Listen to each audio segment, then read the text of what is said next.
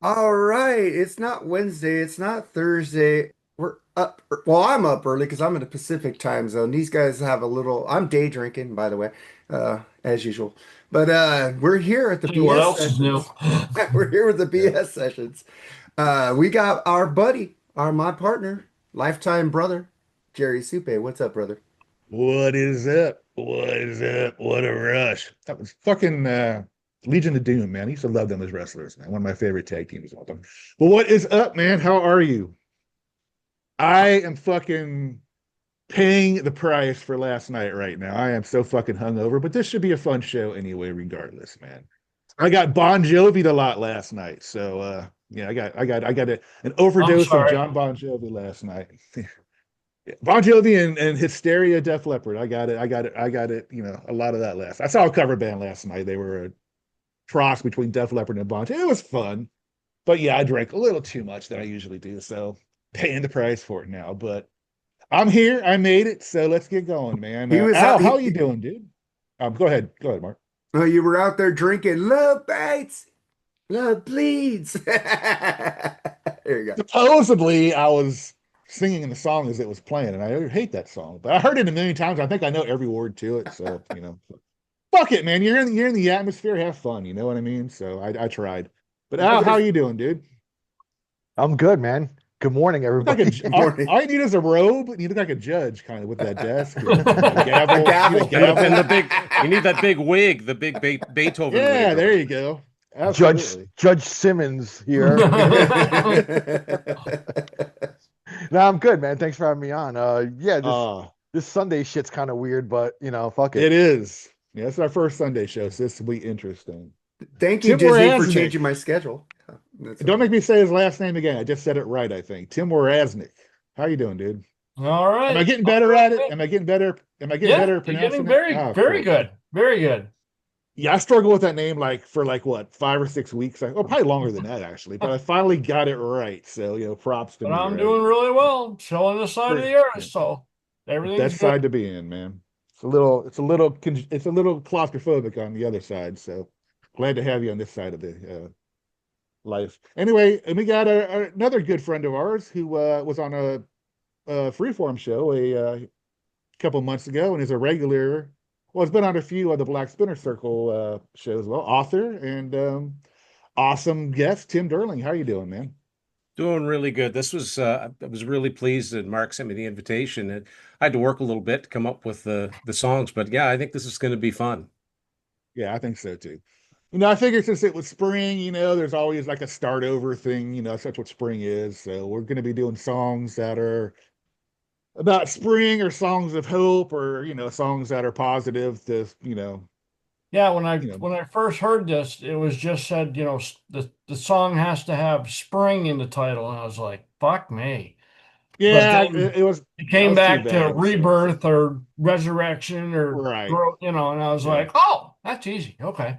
So so this should be fun. But before we get into that, Mark, what do you got for us on the news side of it, the BS side of the show? Well, always we start with the people we lost this week, and we're going to start off with Uncle Joe Benson. He was a local legend here in LA radio, and he was also an art author. So nationally, he had the Uncle Joe's Record Guide, where he did the Rolling Stones, the beat stuff like you do, Tim.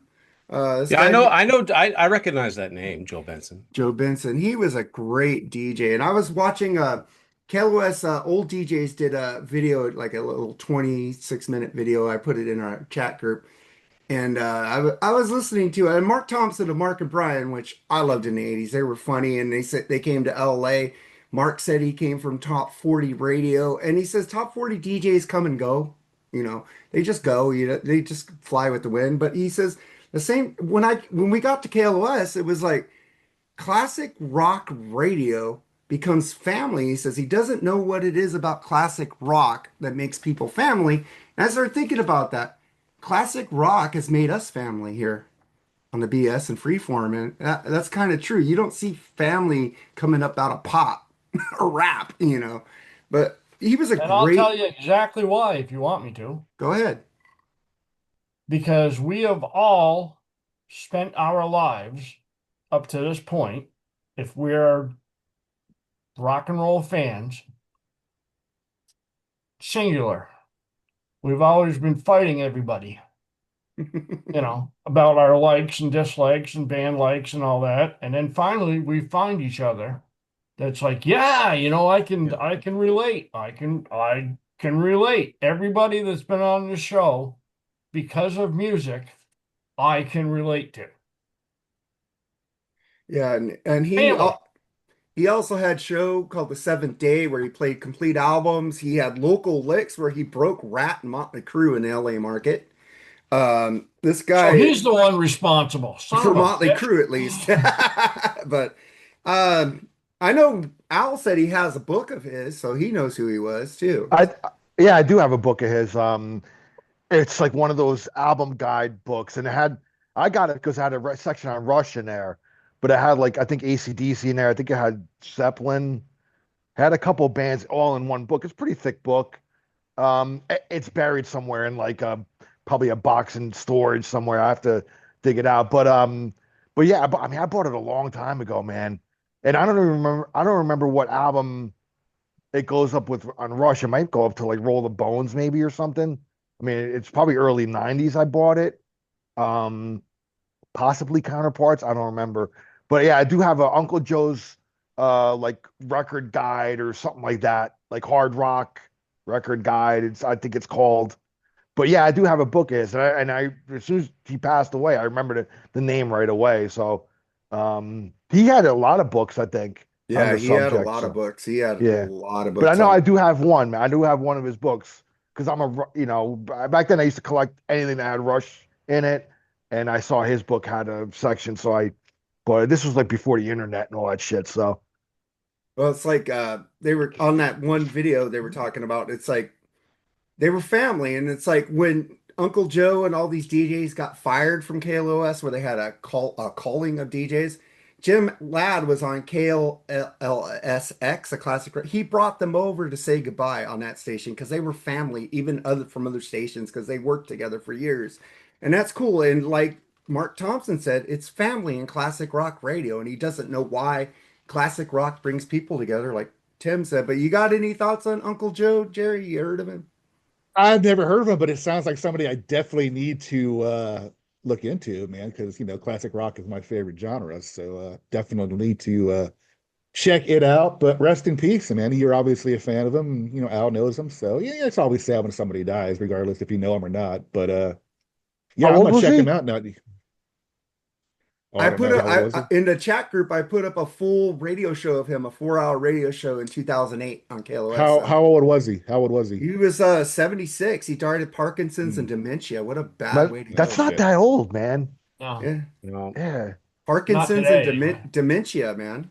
Yeah, That's That's how that's my rough. dad That's died. rough, My man. my dad died of both of those. Well, you get Parkinson's and dementia slowly follows, but yeah, it's a horrible way to go, man. It really is. and Yeah, it sucks, dude. and then Yeah, we big get time. to this one hit hard, man, because this guy, made me feel good to be like a kind of a nerd. Robert Carradine, man, No, dead at yeah. 71. Louis Skolnick, man. What do you guys think about him? Robert I mean, come Carradine, on, who? he Robert wasn't a Carradine. nerd. He was just a damn good actor. I mean, Yeah. you know, if I you remember if, when hit. if you I have remember him in somebody the. that you believe is the way a character is, Yeah. they've done their job. Do you guys remember him and the guy that played Booker did some kind of reality competition show? Do you remember that? I No. forget what it was called. It was really bad. I can't remember what it was, but yeah, I love the Revenge of the Nerds, man. I mean, I thought it was a funny show, so it was sad. And Anthony Edwards, man, whoever, he was the other guy in Revenge of the Nerds, and he became a, kind of a serious actor in his days. ER. So Goose. yeah, I mean, yeah, Goose, yeah. I mean, Goose. fuck. So it's amazing what came out of that show. And it's still one of those movies that you watch every now and then, and you know every line still, but it still makes you laugh. So I own that on Blu-ray. I love that fucking movie. I But see, even that like, was it though. The sequels I thought weren't as good hey, as Nerds in Paradise was fucking awesome. Don't give me it's like that. when they made Ogre a good guy. It's just like, come Oh, on, that man. was good. He came to I liked it when Come they made on. it. Come on, Booger in the second one where he's freaking with the Chinese guy and he's hitting the fly with his fucking what is it? His phlegm. Yeah, I don't know. Yeah, It but was the like- first one was classic. I mean, you can't beat that. I know, mean, but I did. John Goodman was a fucking awesome asshole coach, man. I mean, I thought he played that role perfectly. It was just, it was a funny, great movie, man. It really was. Well, for the kids out there, I didn't know he was Lizzie McGuire's dad. I was watching Disney Oh, Channel I never back then. watched it. I don't know. Yeah, Travis Parada, our brother here, he was sad because of Lizzie McGuire. I go, fucking, he's the nerd to me. I never even knew he was on Lizzie McGuire. But you got any Yeah. thoughts He on will always be a nerd. yeah, Robert Carradine, Tim? Me? Yeah. You know, people shake their heads. I was never a big movie buff, so there's so many classic movies that you just would not believe I've never seen. I'm the same way. There's a lot of movies they talk about. I I've never heard seen, so. I heard the name of Robert Carradine. I said, well, that's an actor.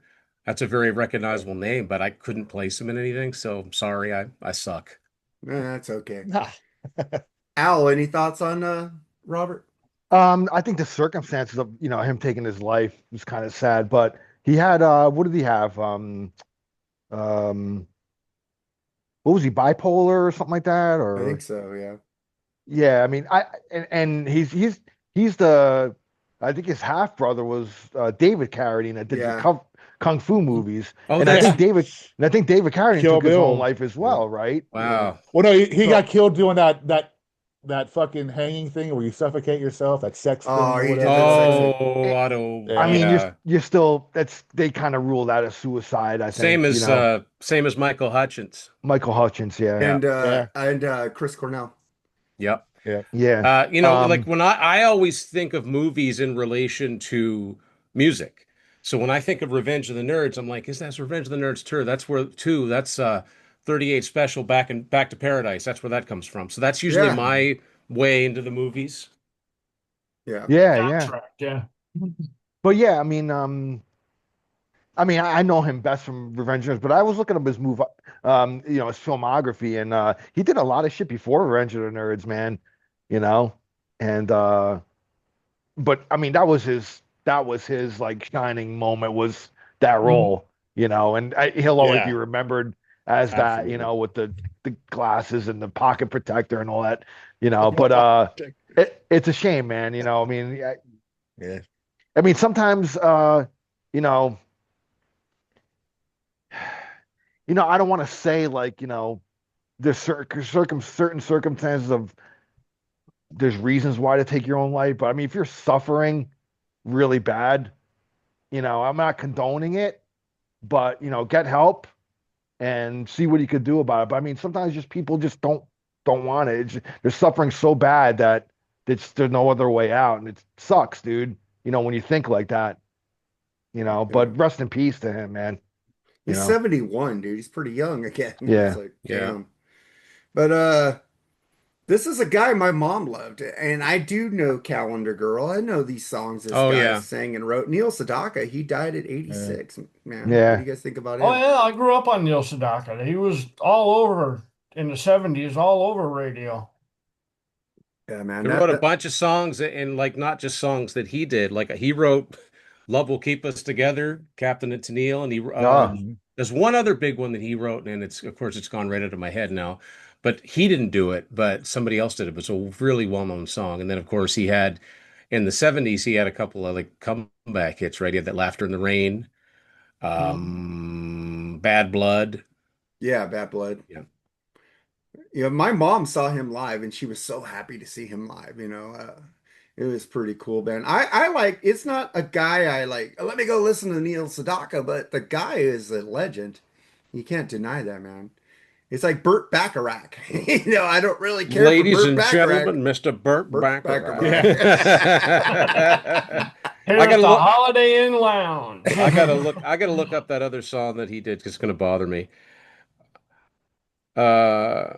Maybe there wasn't. Never mind. What do you think about Neil Sedaka? He did Al? Nevermind? No shit. I didn't know that. Breaking up is hard to do. Is that it? I Yeah, think that's Breaking him. Up That's one of Sunday. his. Yeah. Yeah. Well, he was more a person in my parents' generation, but I certainly remember that name growing up, and He was how old? 86, 85? 86. Yeah. Yeah, he lived a long life. You know, it's pretty long already. Hey, he wrote a song for ABBA. Ring ring. Oh God. There you go. I didn't know that. But yeah, rest in peace. I mean, he was in my parents' like generation. He's a legend. Like he just like, you know, Burt Bacharach and all that shit. Well, he was one of those Came what up do they during call it? Elvis's time. Yeah, you but he know. was one of those Tin Pan Alley songwriters, right? Like the very famous stable of songwriters. I watched a documentary on that once. And it was a bunch of songwriters that came out of the Brill building. And they talked to him on that documentary a lot. It was probably about 5 years ago that I watched it. Yeah, Oh shit, I he wrote believe- Solitaire by the Carpenters. I love that I song. believe Walter Becker and Donald and Fagen. Fagen were part of that. Probably, yeah. I've seen so many documentaries. You know, Yeah, going Ring. back to Burt Bacharach. I remember a long time ago. Remember when MTV, oh no, VH1 used to have the behind the musics, Oh yeah. you know, and they had the behind the music on Poison. And I remember when CC was like auditioning for the band, like one of them said, oh, he was saying something like, I don't care if you're Burt fucking Bacharach, you got to learn these songs. Yeah. I was like, where the hell did that come from, dude? I don't know what these guys' problem was. I was ready to fight, mix it up. And then Bobby hits me. I don't know what his problem was. Oh my God. Man, that guy's a I riot. saw CC when we're trying to get into the Bullet Boys at the Roxy one time. And he was coming out of the rainbow and he was like falling and tripping. They kept lifting him up. It's like, man, give that guy another drink. Yeah. Yeah. CC's definitely a character, man. Yeah. Oh man, I saw, I saw Poison in it was a great bill actually, but I saw Poison in 2000. I mean, it was funny. They were great. They were entertaining. At the time they had they put this CD out called Power to the People. It had 5 new songs on it, and it was a bunch of live songs. And he had a song on it that he sang, which was actually pretty good. And Brett leaves the stage. It's just the 3 guys doing CeCe's song, and before the solo, he goes CeCe because Brett does it almost before every solo, right? Yeah. He did it for himself. Pick up that guitar and talk to me. Play a little CC. I've never I seen can a imagine. ba- I can imagine being very entertained if you hung out with him, like in a room, just hanging out or something. I think it would man. depend. He'd be a bit much after a while. I was going Yeah. to say the exact thing. He'd Take be it good in in spurts. doses. Yeah. I would say him and Yes, Ace. exactly. Him and Ace would be a great hang. Oh, The conversation between those two. Oh my God. Ah, Oh, Carly, You know what? what's You know up, what? Ace? You know who You I didn't know always my want. solo and rock and roll all night, right? I didn't want to copy a solo. I used to always say I'd love to be a fly on the wall, like in a room with Ace Frehley, Alex Lifeson, and Joe Walsh. Those three Well- would be like fucking hilarious together. Well, even man. just like what actually happened back when Rush and Kiss toured together and Alex was the bag. That sounds like that would Yeah. have been hilarious to see. Ace loved the bag. Oh, and Rick Yeah. Nielsen. And Rick Bring out Nielsen the as well. bag again. Yeah. Rick And Rick Not Nielsen, Nielsen as well. baloney. You got to have Rick Nielsen. Absolutely. Yeah, he's Absolutely. a fucking character too, man. Fuck yeah. But we'll get out of that and then we'll get to Garry Chalk, the voice of Optimus Prime in Primeval Transformers, won his battle with cancer. He Oh, what? Good for him. I mean, Optimus Primal. He was Optimus Primal in the Transformers. I never- Beast Wars. I never Optimus watched Prime. it either. I never watched Optimus No, Primal. that's my daughter's like favorite. Like she is a complete like Transformers nut, and she Well, always brings up Optimus Prime and all that, all the characters, I- Bumblebee, all of them. I grew up on the Transformers in the Yeah, me 80s, and too. Peter Cullen was the voice of Yeah. Optimus Yeah. This is Prime. Optimus Primal. Yeah, She loves that he 80s was- version yeah. too. Peter She loves the Peter 80s Cullen ver- was she brought up all those 80s like cartoons of the Transformers. Oh yeah, She's a you've got complete the fan, touch. dude. Yeah. You got the power. Yeah. If she was right here right now, she'd be talking your ear off about that shit. Oh yeah, no, that Okay. was my favorite toy. Yeah, my Peter favorite cartoon. Cullen. Yeah, Peter Cullen's the was- man. He was the voice for the longest time of doing Optimus Prime, man. Yeah, and I mean, love the fact that they used him in the live action the movies. Yeah. Yeah, absolutely. World Wide Web. Yep. But he beat cancer, you're saying? Yeah, he Yeah. beat cancer. Oh, good, man. It's always great when there's a win in the Exactly. a win column check. Yeah. You know. Yep. So good for him. All right, now we're down. Now let's get into some positive stuff, man. Geddy Lee says something felt wrong when they started playing with new Rush drummer Annika Niles, but on the fifth day she fucking nailed it. What do you guys think about that? That's got to be tough. I mean, Yeah. that's got to be a tough thing because she's going to be in for so much. She's already, Rush fans are funny, man. A lot I mean, of they're scrutiny, man. they're one A of lot my of favorite. scrutiny. They're one of my all-time favorite bands. I have no issue with what they're doing, but yeah, you're going to get, Yeah. you're going to be in for it. And I've said this before. I'm so glad they got somebody like her and not someone that already was established. Like, I'm so glad, as good as drummers they are, I'm glad they didn't get like Mike Portnoy or Stuart Copeland because they got their own sound and it would sound bolted on. You know what I mean? Like, it would sound like they'd have to go out with Rush featuring. Now they don't. She can carve out her I'm own just glad thing. they gave somebody a shot. Yeah. Yeah, like that's another good point. These guys that are established drummers, they don't need No, she'll- Mike Portnoy does not need another gig. no. He has more than enough. Yeah. You know. Could they do it? Absolutely, they could do it. Oh, Does it? absolutely. But I mean, I Danny like the Carey fact could fit in, or there's you so know, I mean, many. Yeah, there's so many that could physically do it. But I'm glad they're going with a relative unknown, somebody that's younger. The tempos will be. Yeah, but I'm just it'll- glad they're giving somebody that nobody's right. really heard of Yeah. a shot. Yeah. Mm-hmm. I just hope they make a Blu-ray of this so I could see it. And- they will. $300. Yeah, I no. can't afford it. Oh, they will. There'll be Yeah, there'll be a live album, Blu-ray. Yeah, they were box doing set, it anyway. triple box set, deluxe after edition every box set. oh yeah, every time they go on tour, there would be there'd be Oh, hell yeah. something to commemorate it. So yeah, that'll I be. got But if I one, was- one of the best. If I was this band, watching So watching this time- woman play, one tour I Hold saw on, them one on second. was talking over each other, one at a time. yeah. I stopped. I just threw a TD up there. But if But, I was Rush, I would almost take it back to the beginning. And I would have, like Van Halen did when they got back together with Rock, start out with a few clubs, get used to playing with each other, and then go on tour instead of on tour. Yeah. Well, they're too professional just to play a club. I think I Rush can't- is just built a bit differently, bro. They Yeah. built it way different. You know, before they made the announcement that she was the drummer, I'm sure they were in the studio already a few months even before that, getting to gel with her and knowing that she would have been the right person for the job. They wouldn't have announced it if she wasn't. She didn't That's right. fit.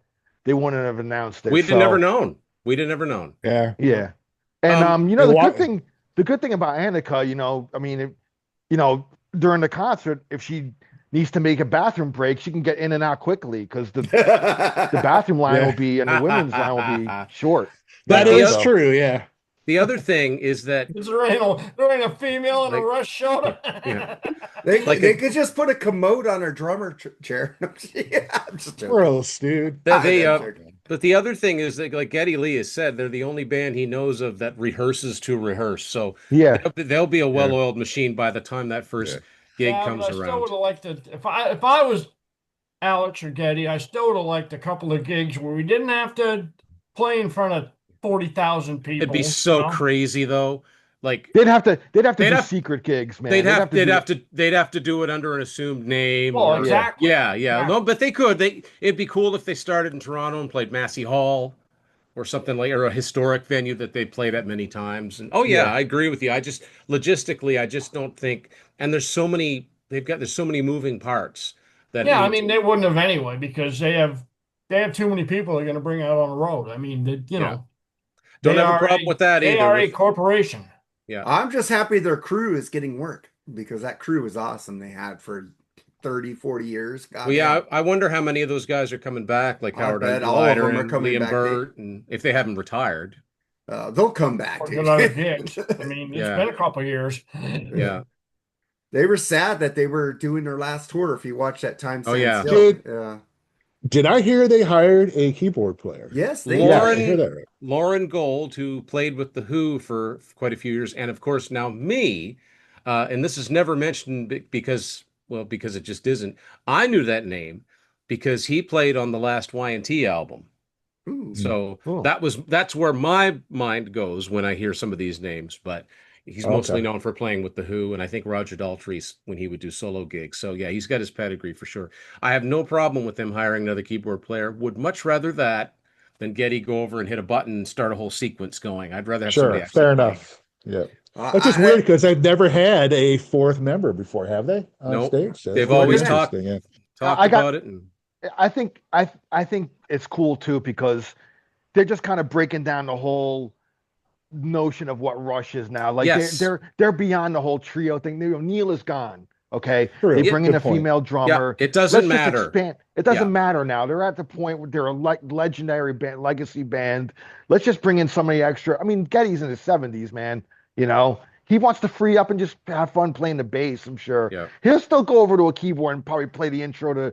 If they do subdivisions, he'll do that, Yeah. or like Yeah. the keyboard line of Tom Sawyer. He'll Yeah. do like the iconic That's right. keyboard lines, Yeah. you know. But the whole fill out the sound thing will be Yep. Lauren, you know. So Yeah, it's just like hiring another guitarist and having him backstage playing, you know. Yeah, Well, I agree with Tim. I'd rather hear a live person than a tape. So Exactly. I'm well, perfectly good Aerosmith with always it, brought a so. keyboard player on Yeah, stage too, they so that did, was yeah. pretty cool. But I agree with that. I'm just saying, man, I wish I could see this, but my girlfriend looked at tickets. It's like, how much can you afford? No, it's- $250. I go, no. No, it's ridiculous. It's really ridiculous, and I'm glad I got to see them when I did. And what I was saying, the one time I did see Excuse them me. was on that R30 tour. I saw that show in Toronto.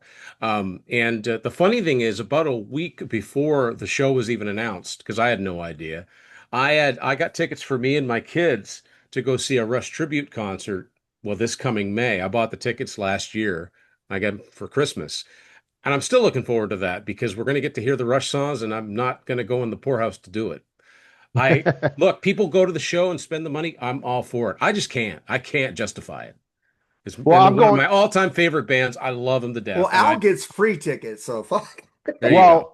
Well, I'm going to one of the Tampa shows because my neighbor that we became really great friends and we go to shows together. He bought a pair of tickets for me because I give him a ton of free tickets and stuff. He's kind of like, I want to get you, but he got me the upper level. I didn't want to ask.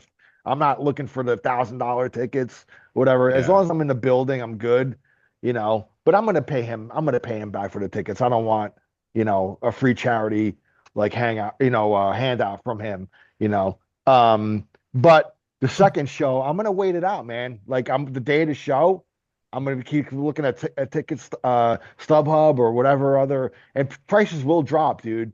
You know, people are getting desperate to get rid of the tickets.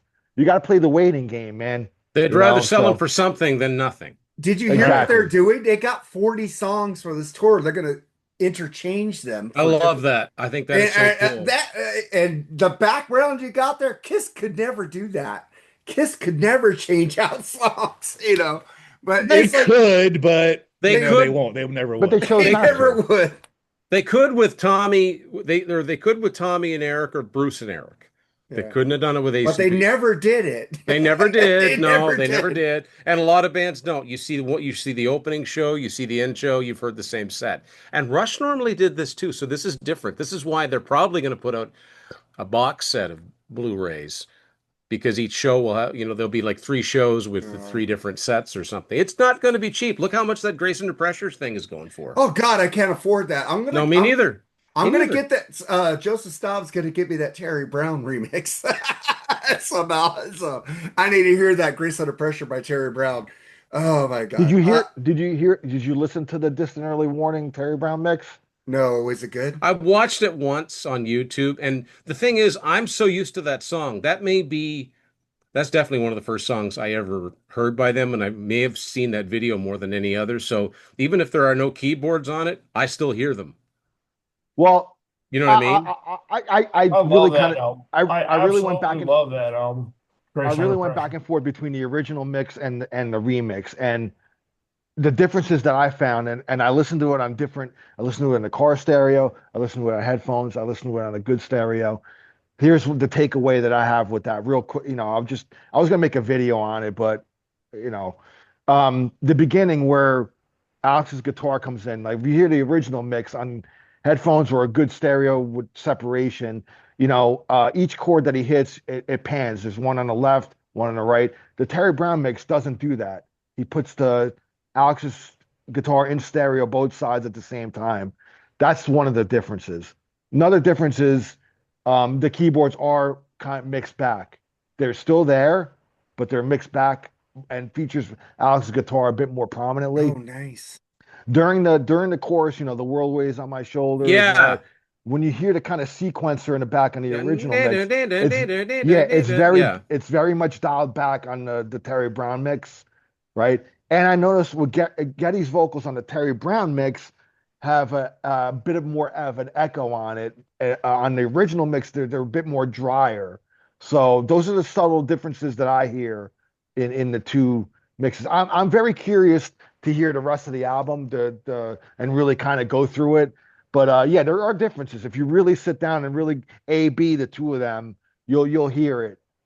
If you really listen on good headphones, you'll hear the differences. So I just wish they were offering just a simple 2 CD version of it. Me too. Yeah, the original mix and even the remix and then some live stuff. The Blu-ray concert. I want the Blu-ray concert separate. I want that concert.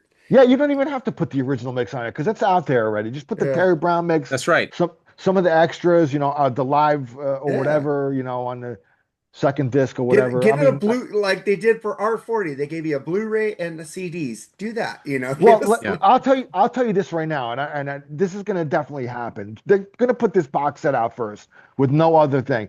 Once it kind of dies down, I bet you for Record Store Day towards the end of the year they'll put out the Terry Brown mix on vinyl on its own, or they'll put something else out. Where they're kind of like when the sales dip, they're going to do something to spike it and get more out. So I hope so because I never did buy anything related to the Signals anniversary mix. Oh, that was horrible. They didn't do that. Wasn't really. They lost the. There wasn't a lot of extras in that box. I was kind of disappointed. There was no CDs, were there?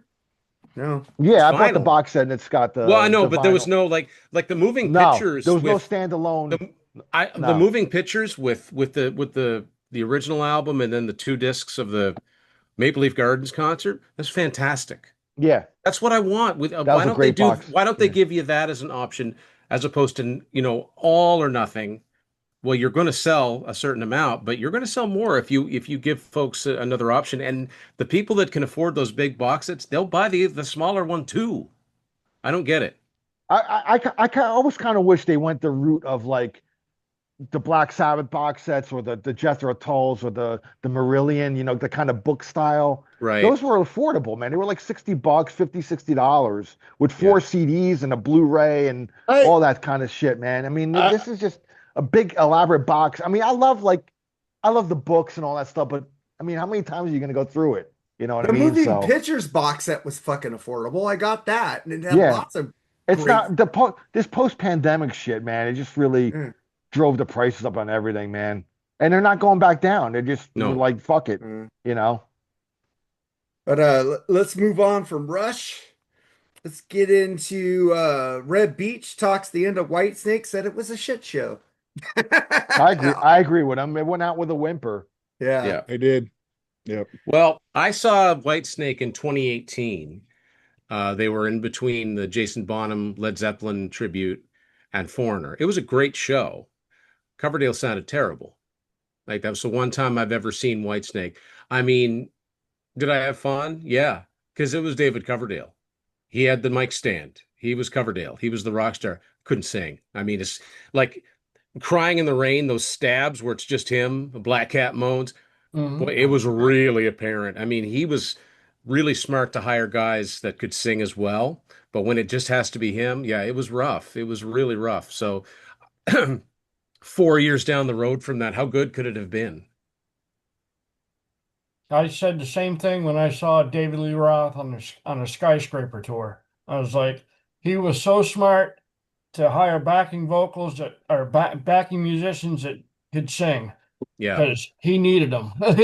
Yeah. Oh, he was awful on a different kind of truth tour. I mean, it was Oh, sad that Tokyo watching. Dome, that is so sad that's the Oh, only, it's bad. It's yeah. And that's the only live album they put out with David Lee with Dave. Roth. It's And like and they made their you career out of being a live band. know that I know for a fact that there's stuff from like 81, like where the Fair Warning live clips came from, though. I think Right. Oakland. Oakland? Those recordings exist. Those were done Oakland. but you know, they're in a They had Warner to have vault because somewhere. the videos came out for Yeah, them. So, they're in a Warner vault somewhere. They're Put not out a gonna. box. They're not gonna. They're not gonna tape one.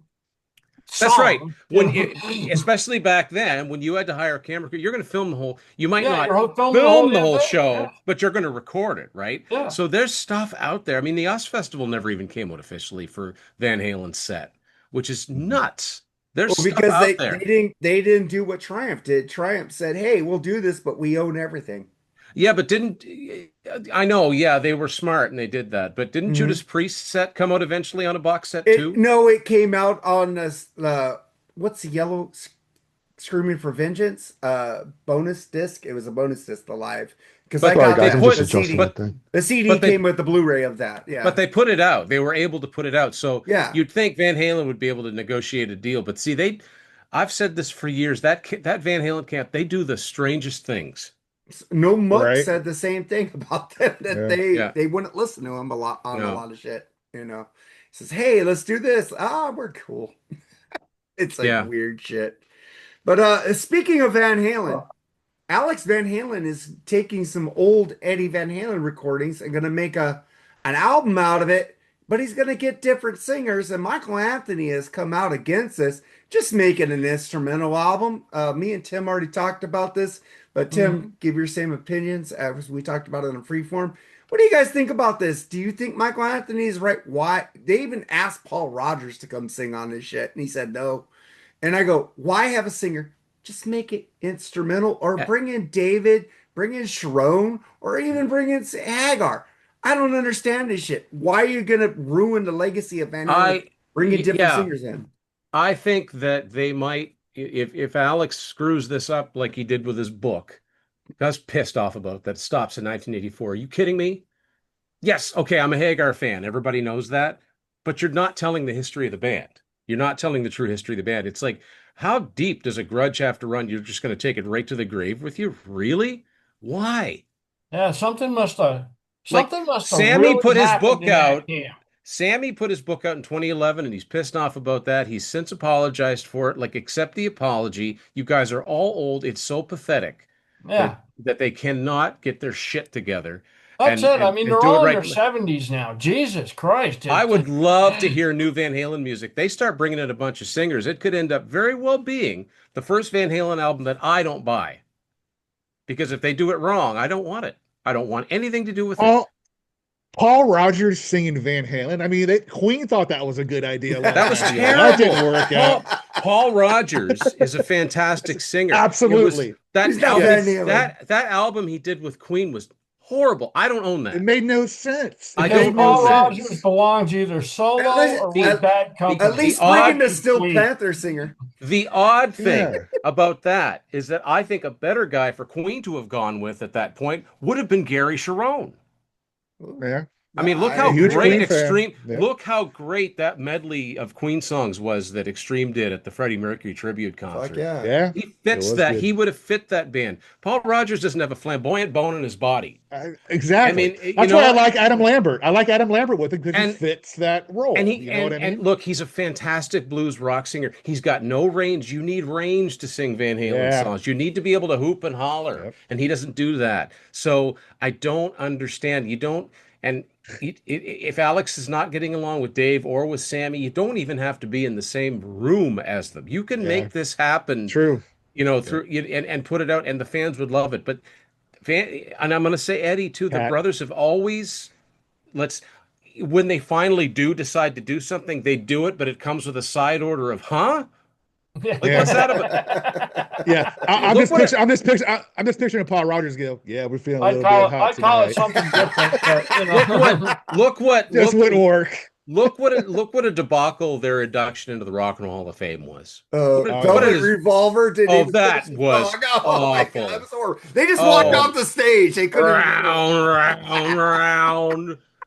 Come on. Like it's just like that is the most dysfunctional, I'm really surprised, to be honest with you. I'm really surprised. You see, I'm getting fired up about this.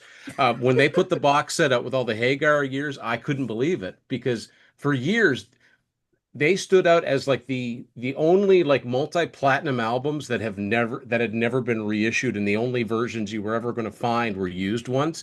And it's like, how many times could you reissue those first six albums with no bonus material whatsoever? So the fact that they finally dug into that, and then they're doing the balance and they're putting that live stuff up. But even when they do that, they find a way to screw it up. Like they put that stupid Live at Wembley out. It's not even the complete show. Whereas they've got the Toronto show from that same tour, which was complete and was filmed and broadcast on television. Yeah, they dropped the ball on a lot of shit, man. And if Alex is making the decisions, like Noel Monk, I guess, was quoted as saying, "Don't let them interview Alex because he's an idiot." Don't put Alex in front of a microphone. I love Van Halen. I'm a huge Van Halen fan of all their incarnations. Alex is such a wonderful drummer. He's got one of the most distinctive sounds, but as a person, I don't know. Van Halen. Oh yeah, he seems like a douchebag in real life. The one and only time I saw him live was on their 5150 tour. And I figured, because I hate the album. I don't like any Hagar albums. But I figured I'd at least go see Eddie do a solo, So I went to the North Scope, and BTO opened for him and blew him off the stage. But that's here nor there. That's the only show I ever walked out on, was the Van Halen show. And I did that after like 3 songs. I saw the one time I saw Van Halen was on the Balance tour, but I remember when that album first came out, I used to buy Metal Edge all the time, magazine. And the first question that Jerry Miller asked was like, there's 3 instrumentals on this album. And Alex was the first to respond. And he said, they're all instrumentals. The voice is an instrument. Voice is an instrument. I'm like, okay, this is going to be a good one. Hey, I got that box set, the 5150 re-release coming out when they're going to put this on Blu-ray. And I go, I'm pre-ordering that shit because I've had this on VHS. Yeah. Upgraded to DVD and the Blu-ray. And I got the Unlawful Carnal Knowledge box set. Yeah. I got the box set from both eras. And the Daily Roth era box set is not as good as what they did with the Hagar era. Well, they could at least, with the Dave stuff, they could at least put out, it would be nice if they put out a DVD or a Blu-ray with all of their videos on it. Yeah, because that stupid cool. best of one, it starts with Jump. There's Pretty Woman. We've discovered, what's the one where they're next to the big dinosaur? So This Is Love, like that one surfaced over the years. Then there's that really weird one for Loss of Control. There's, they did You Really Got Me. They had a ton of videos, Devil. man. Yeah, like put them all out. There's stuff out. There's a live clip of Dance the Night Away that they used as a video. Like, I don't understand. I don't know. They do things weird. Like they do things weird. That Pretty Woman video is not worth ever watching again. I'll probably it's hilarious. I think it's hilarious. It's so perfect that they've got. It's so perfect that they had Dave as Napoleon. That was so perfect. That was perfect. That was casting. Dave's idea to do that too. Michael Anthony was a sumo. No, he was. What was he was like a samurai. Alex Van Halen was an Indian. Or Alex was an Indian. Yeah, Eddie was a cowboy, and then they're in the Wild West, and this limo pulls. It's like a Cheech and Chong movie. It makes no sense. Yeah. All right, let's move on, man. The Rock and Roll Hall of Fame has made their nominees. Who gives a fuck? Just saying. But go Iron Maiden, and they didn't put Blaze Bayley in there. Thank God. I agree with that. And some people are pissed off, like Jerry, that Blaze Bayley didn't get it. Did I ever say I was pissed off about that? No, I like those 2 albums. You like the Blaze I do, Bayley. yeah. But fuck. I think the X Factor is a great fucking album, dude. All right. And then Metallica is playing a residency in the Sphere at Vegas, and they are doing this. They will do no repeat songs there. And I can't afford $4,000 to go see that. These concert tickets $4,000 At the The Sphere. fuck? It's fucking expensive there, dude. I was looking at I was looking at Eagles tickets where my wife were thinking about going, but they're like $700. I thought that was too much. well, $4,000 for Metallica? well, if you want to get in the snake pit, it's like, Nah, that's quite all right. Yeah. yeah. But the thing is, we were looking at going to see Wizard of Oz there, and it was like $150 a ticket to was, see the Wizard of Oz. You know, it's like, That oh would my be God. cool, I think, to see that in the Sphere, man. I think that'd be It would be awesome. cool. I think around I my just walking to saw- the dark side of the moon. Yeah. I just saw a Metallica video these posted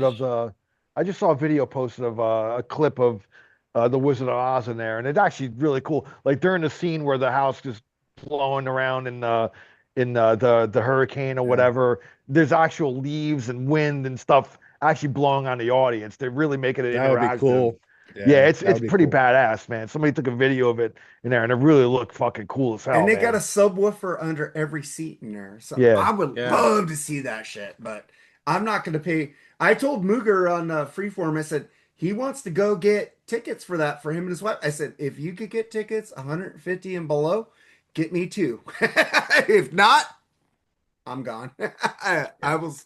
I will pay to see that shit. But Yeah, man, it's got to As many cost. as you It's got can, to. I'll resell them. It's got to cost a lot to run that place, though, man. So that's probably why the tickets are expensive. yeah, man. I mean, I that's wanted to gotta see cost you a two lot. there when they opened that place, but the tickets were way expensive there, man.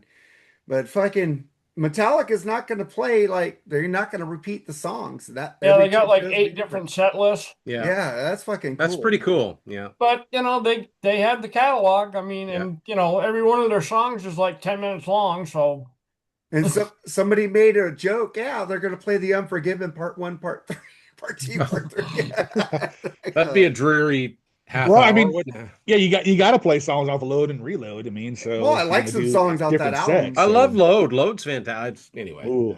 Yeah. Yeah. All right. I know it's controversial. I like that. Our last BS story. Tesla announces they have signed with Frontier Records. I'm just gonna say, just keep Phil Collen away from new music. Oh, look, I love Def Leppard and I like Tesla a lot. That last album, Shock, was awful. Oh, it was Did it awful. shock God you? awful. Did However- it shock you?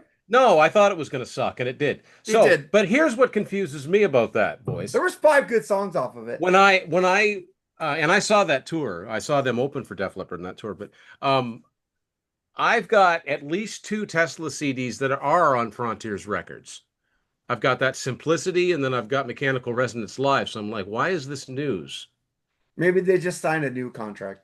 It might have, or maybe it wasn't with Frontiers all over the world. I don't know. Yeah. But I'm just like, wait a minute. I'm pretty sure I've seen the Frontiers logo on a Tesla album before. But hey, yes, don't have Phil Collen produce it. And we don't need any more covers, guys. We know you can play covers really well. Let's give us another Psychotic Supper, please. That'd be great. Have you heard the that song would be- Time to Rock? That was a if they great came song, back, dude. with Yes, the I've got that. Oh my God, I've got that would be live awesome. CD. Was it Full Throttle? I've got that. Yeah. That's pretty good. And they pick good covers for the most part. I love them doing like SOS by Aerosmith. That's fantastic. I like that. It's just I'd rather hear some really, really good originals. And maybe it's going to take them getting Tommy Skeoch back. I don't know. Because they haven't really done, in my opinion, a really, really good album since Into the Now, which was the last one with Tommy. The funny thing is I saw Tommy last year playing with a band called Bad Marriage in Portland, Maine, because I saw that band too. because they opened for Adrian Vandenberg. And they did Little Susie. I thought that was kind of cool. Yeah, I saw them too. Yeah. I don't know. You know how I feel about the majority of bands. In my opinion, majority of bands, there's always an exception, but majority of bands have a decade where they produce music that's good. And then they either fade away, disband, or start producing shit albums. So they got a decade to come out with their best stuff. Now, their decade may take 2 or 3 albums to get started before the decade starts, but they usually have 10 years. I've been saying that for I years. think Tesla is Usually a band has a 10-year shelf life of the great material. And then exactly.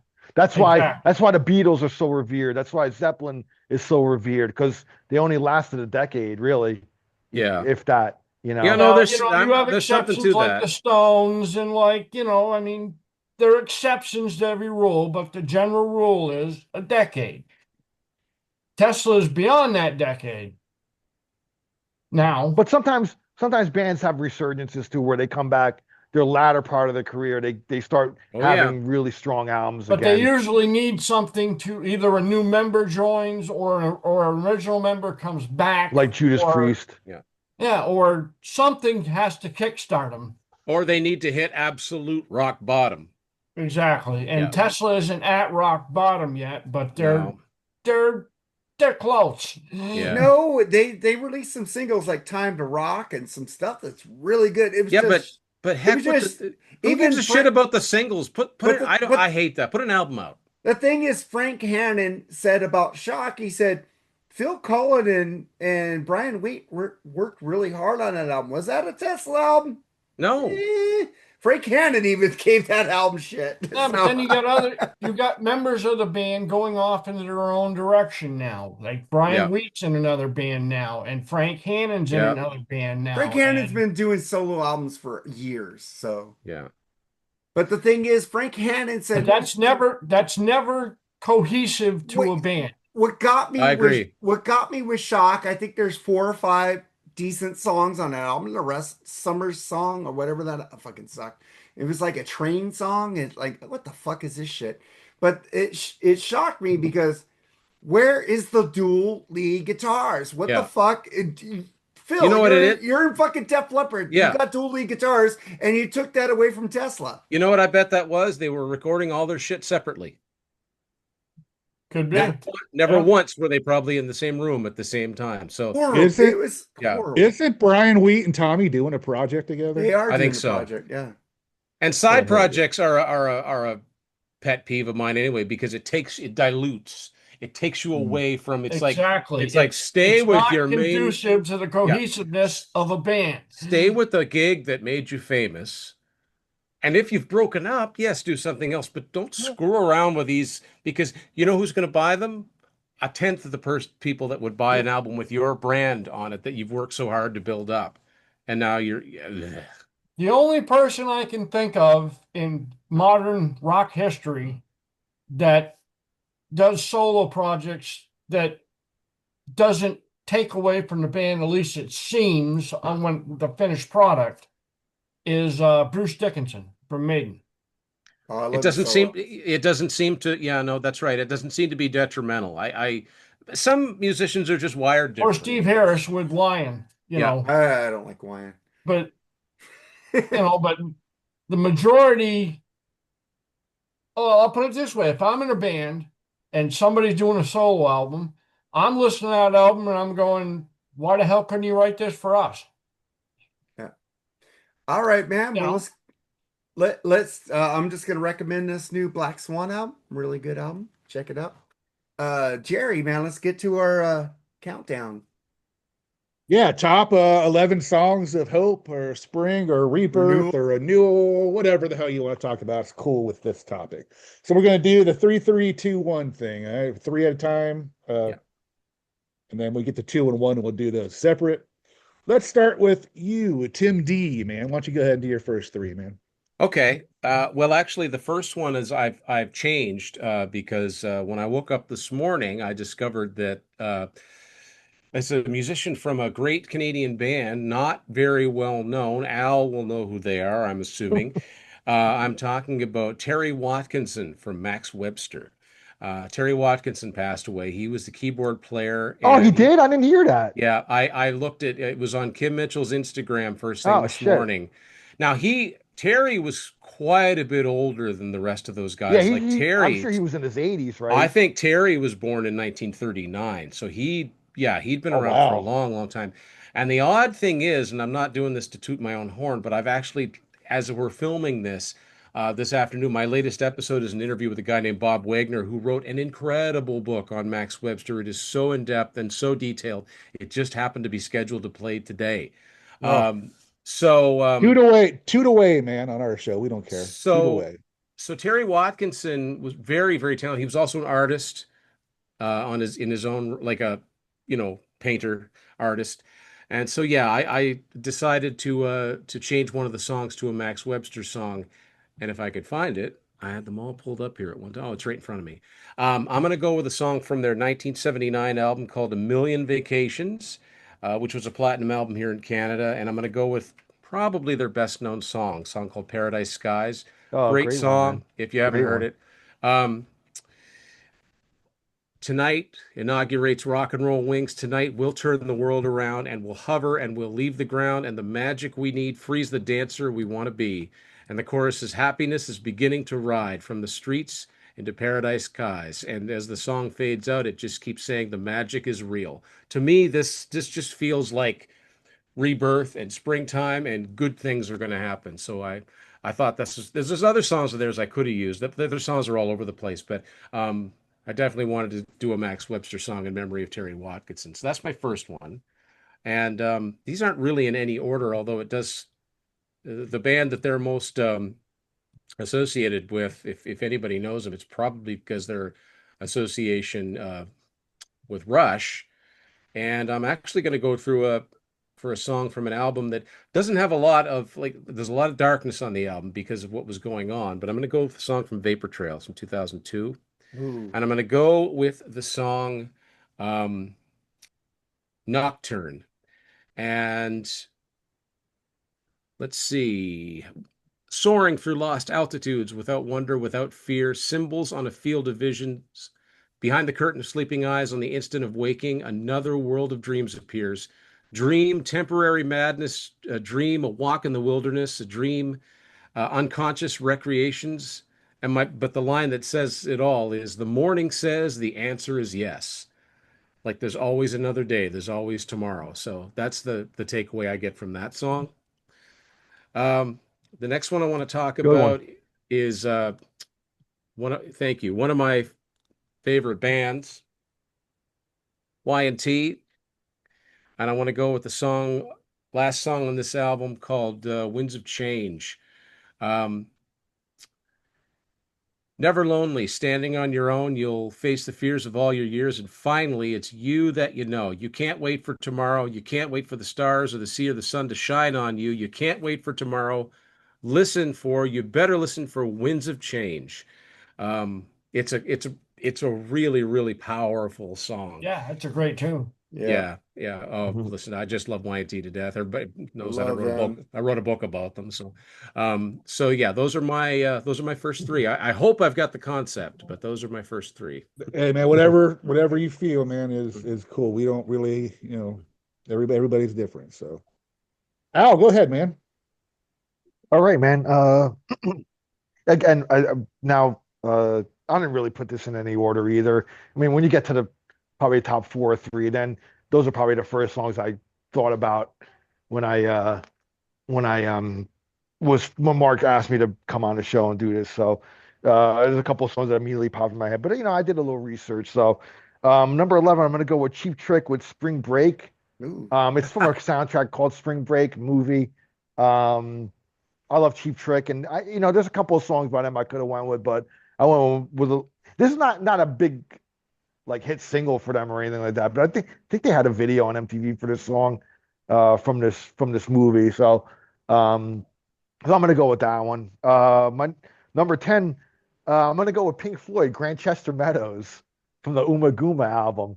There's a line in there, in the lazy water meadow, I lay me down all around me, golden sunflakes settle on the ground. So that kind of has a, Pink Floyd, normally, think of like, oh, it's springtime, bouncy, but there's a Probably psychedelic kind of quality to this song. It's kind of like, yeah, you can lay back in a meadow and kind of, go ahead, Jerry, you got input on No, that? I'm sorry. They're probably the first and last time that Uma Guma ever probably be mentioned on a podcast or a show. But cool. I mean, it's a great song. I agree. I love that album. A lot of people shit on it, but I agree. It's Yeah. a great Well, song. Yeah, unless Uma you Guma- want to review it one day. Yeah, is not one of those albums that gets high praise, but No, I think it's I love it. good, man. You know, I so fucking it's love that album. yeah. So I'm going with Grand Chester as my number 10. My number 9, I'm going with Three Little Birds by Bob Marley. Now the reason I went with this song, I love Bob Marley. He's such a summertime artist for me, and I mean I know a lot of his songs are political and but this song means a lot to me because when my daughter was young and she was watching Nickelodeon, Nick, all that stuff on Nick, they would have a Bob Marley video for this song, an animated video, and her at like 5 years old, she would like perk up and really like go to the TV and watch the video. It intrigued her. I guess the sound of the song, the video, everything, So like it's kind of like more of a nostalgic kind of, because every little thing is gonna be all right. Yeah. That was his lyric in the song, and she really like gravitated to that song like as a really like young toddler, so probably one of her first memories of like music, you know what I mean? So it stayed with me and I remember those days. And she's going to be 18 in May. So now it's Oh, like, shit. Yeah. it's time has gone by very quickly. So, but it just seems like yesterday. But yeah, Bob Marley, Three Little Birds, Pink Floyd, Grantchester Meadows, and Cheap Trick Spring Break are my first 3. Fucking brilliant, man. I love the Pink Floyd pick. That's amazing. Yeah, I love you. I wanted to pick some songs that are a little bit off the beaten path here, so. Yep. Awesome. Tim W., go ahead, man. All right, my number 11. I'm not a huge fan of this band, but a lot of people are. Matter of fact, they're probably considered one of the best bands ever made or created, whatever. Nah, they're all right, but their members put out some good solo stuff. And one of them, I mean, we're talking about rebirth or regrowth or starting over. So I got to go with John Lennon, starting over. My number Yeah. 11. Yeah, that's that album was a Double Fantasy that came from. Double Fantasy. Yeah. Yeah, man, he was poised to like really make a comeback, man, with that album. I believe. I thought, he was really poised to enter the 80s, Yeah, and it was a rebirth for great him. album. It was. Great album too, man. Yeah. Absolutely. So my number 10, Jerry's rocking the merchandise from this band. I got to go with Dawkins, Breaking the Chains. No, that's a great one. Good tune. Yeah. Yeah. Good So one, I thought about like, rebirth in life and rebirth in love and, I fucking love that song. I love that fucking song. It's I like adore the that only song. song that Don ever wrote that was positive. Everything else is about him getting dumped. Well, he gets dumped in this song too, right? But he's positive about it though. Yeah. Yeah, he's saying I'll get by. Don't worry. I'll get through it. Yeah, he's positive. Usually he's just like, oh. Yeah. And I'm alone again. And I hope I figured out this list right because I was thinking about it because I was like, spring, what the fuck? And then they brought in rebirth and resurrection and I was like, oh, okay, all right. So my number 9 is a band that you really don't think about resurrection from when you listen to them, but if you listen to the lyrics, they're all about resurrection and rebirth and regrowth, especially this song. Tool, 46 and 2. Wow. That's an interesting pick. It's a good song. It's a good song, yeah. All about rebirth. Yeah. Rebirth Right, of the human species. Yeah, Okay, good one, man. that's that's good. Actually, You don't I like normally that. I like associate Tool with like I know. any sort of positivity or right. Yeah. It's always pretty lyrically dark or actually there's humor. If you can find humor in Maynard's lyrics as well. Dark humor. Well, actually, but... I toyed between 46 and 2 and Anema, but I went with 46 and 2. Okay. Oh, cool. All right, Mark, go ahead, man. All right. I'm going to start off with you already talked about Y&T. I'm gonna go with rock and roll's gonna save the world. You know, that's the way I'm gonna take it. Rock and roll. Every time I hear that song, it just pumps me up, man. You don't need to fight if you're rocking right. It's like, yeah, baby. That's the way we need to take it. Rock and roll is gonna save the world. Fucking great song, great album. Y&T does not get enough credit in the music world, and they fucking should. Amen. And then I'm gonna go for my number 10. Pick up Tim's book. Yeah, They're I more gotta than get summer. that. They're more than summertime. They're more than summertime. Much girls. more. Absolutely. Yeah. Much more than Yep, Summertime I Girls. agree. And I'm gonna get Just What I Needed by the Cars, man. Just what I needed, just what I needed. I needed some. It's a great fucking song, man. It's a positive song. It's a fucking uplifting song. And it's renewal, man. He's got this woman that he loves, and it's just what he needed, man. There's nothing wrong with that. And then my number 9, I'm gonna go with REO Speedwagon. Keep pushing on. Even if you think all hope is gone, keep pushing, keep pushing, keep pushing on. Fucking love that song. Great Cool. choice. Good Great choices. choice. That was one I was either thinking about that one or Live Every Moment from that. Yeah, album. Live Over Mo. It's a Yeah. great song too. Yep. All right, my first one is going to be one of the most beautiful songs ever written. It's definitely, different genre that I'm used to listening to, but What a Wonderful World by Louis Armstrong is one of the most beautiful songs That's a ever great written, one. in my opinion. Fucking love it. I mean, that song doesn't pick you up, man, check your pulse because it's just a beautiful, his voice is amazing in it. I love it. A lot of people covered that song. Actually, I don't know if you guys, Sarah Brightman, right? You guys know her, right? Fucking incredible opera singer. She does an amazing job of that song as well. It's just a Joey beautiful Ramone song. covered that song. Who's Yeah, that's true. who was the Hawaiian dude that did a version of that fairly well Oh, known fucking too? I'd never think of his name. the popular guy. No, he's Don got Ho? no, I Don can't Ho. pronounce. I don't know. Well, that's not what I Oh, was thinking. I was thinking this is more recent. I can't oh, pronounce his name. I think he's since passed away. Like I think he died young, but he did a fairly famous version. It's almost like a reggae. oh, really? So I'm never going to think of it, but anyway. Yeah. Yeah, I mean, it's just one of the songs, like I said, that just very, very positive and hopeful. Then I'm going to do a complete 180 here. And I'm going to do a song that always, when I'm on the dumps, when I want to start over, when I want to get my energized, I'm going to go with Metal Church's Ton of Bricks, man. If that's ever a fucking tune that gets you going, man. Fucking my world will not cave in. I will dare, so I will win. Hear the time bops begin to tick. I'll hit you like a ton of bricks. That's just the way I approach things when I'm down and, you know what I'm talking about, right? One of those songs that gets you energized from that one always. Of course, if you know me, Metal Church is one of my favorite bands. And talk about a band that's had decades of great albums, Tim. Fucking Metal Church. I don't think they've had a bad one yet. So, but that's just my opinion. And then I'm gonna go with a song that is overplayed. Everybody in the world is fucking tired of it, but it's still one of the most positive songs ever. And Don't Stop Believing by Journey. Come on, man. You gotta have that song on there. I mean, like I said, I don't care if I ever hear that song again in my life. It'll always be one of those songs that, is positive and, very. I know I don't want to hear that song ever again in my life.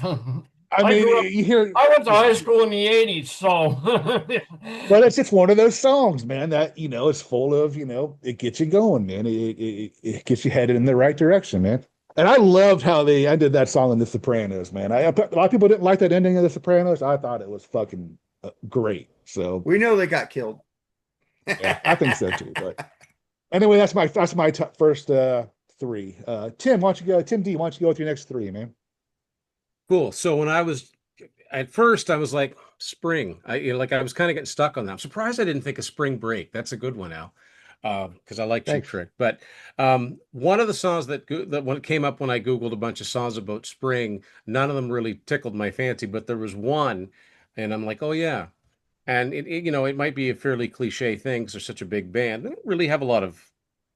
I don't want to say they have a lot of dark songs, but necessarily positive ones. I'm going to go with a song from this album, Led Zeppelin, Houses of the Holy, and I'm going to go with the Rain song. Yeah. And this one's pretty Beautiful literal. I song. mean, the lyric goes, "This is the springtime of my loving, the second season I am to know. You are the sunlight of my growing, so little warmth I felt before. It isn't hard to feel me glowing. I watched the fire that grew so low.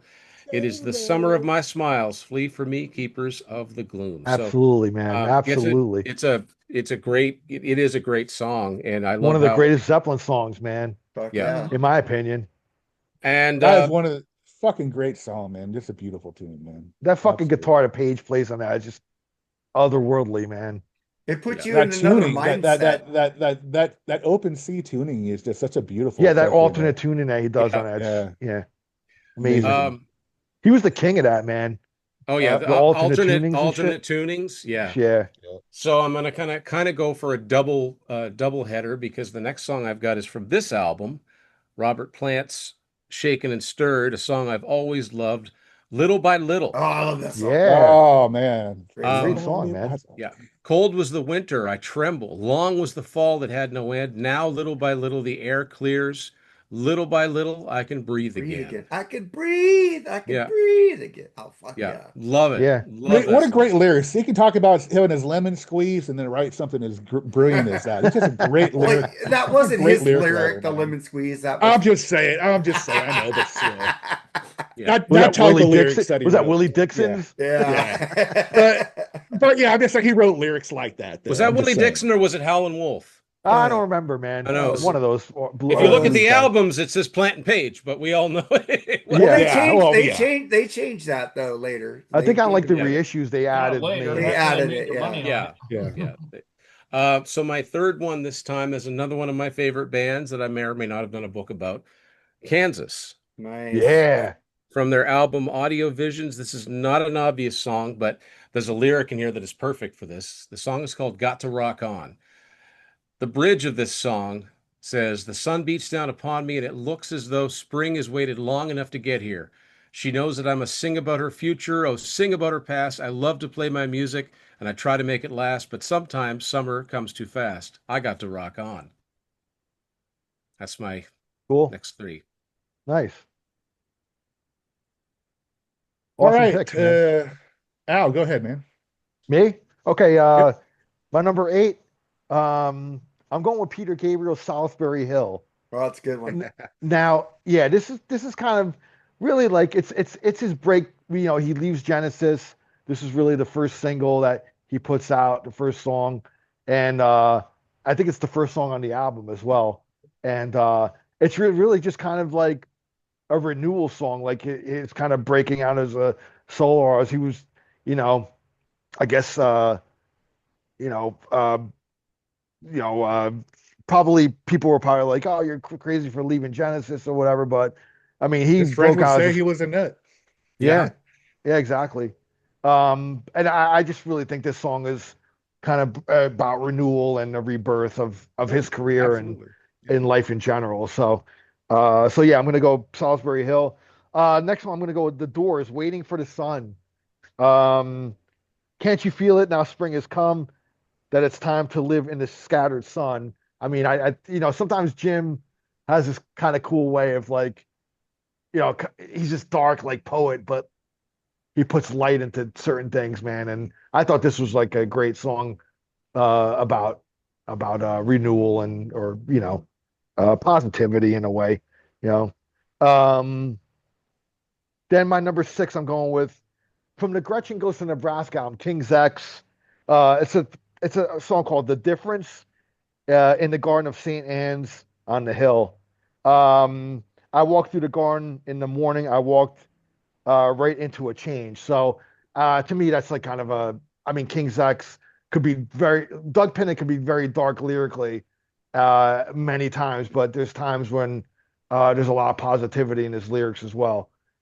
So, and this is one of those songs. Gretchen Goes to Nebraska is such a masterpiece album, in my opinion. Okay. I'm a huge King's X fan. Everybody knows that.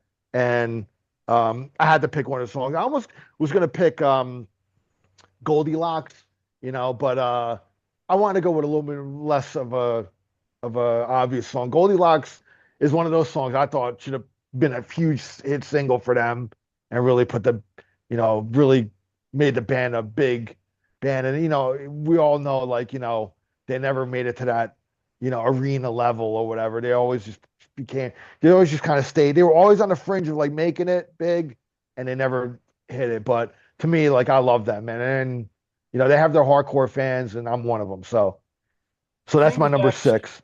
King's X always reminded me of Seven Dust for some odd reason. I don't know why. Seven Dust.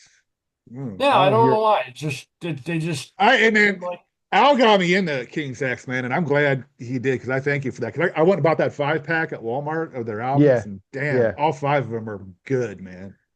yeah. I know they got Those more, right? we were just saying before. I think Tim Durling was saying about uh, a band that starts breaking out into all side projects and it dilutes. And I think that's kind of what happened with King's X, man. Like after Dogman or Ear Candy, which came out in '96, all of a sudden, like all the members started doing these side things. And I think it just kind of took away the magic. I mean, I like their later albums too.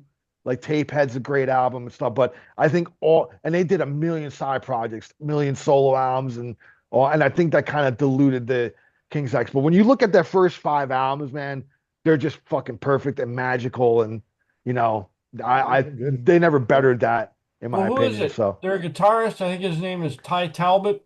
Ty He, Tabor, he played on anything and yeah. everything. So yeah, of course it's going to take away from it. I mean, it has to. But I will say though, man, like a lot of Ty's solo albums are great too, as well as like Doug's. But I Mhm. think when they came back together as King's X, I think the magic kind of suffered a little bit. Again, Yeah, like what Tim said, like it kind of diluted a bit of the magic. it's So almost like Ty became a session musician. You know yeah, what I mean? And yep. because he was But playing I on guess, everybody's album, you know. but they're not rich guys. I guess they had to keep No, no, working and just doing. I understand you got to Yeah, work, right? Believe me, I understand yeah. that, but So. it just seemed like he was on everything. I mean, geez, you read the Leonard Oh yeah, liner you notes look at the of discography of that man. The side projects are far more than what King's X output is now. KXM rules. Yeah, That's my that's a favorite. That's great my side favorite project side too. project by them. Yeah. Well, the singer. Yeah. All right. Tim, what do you got? Tim W. all right. This next one, I can't believe I'm going to do this, but I'm going to do this.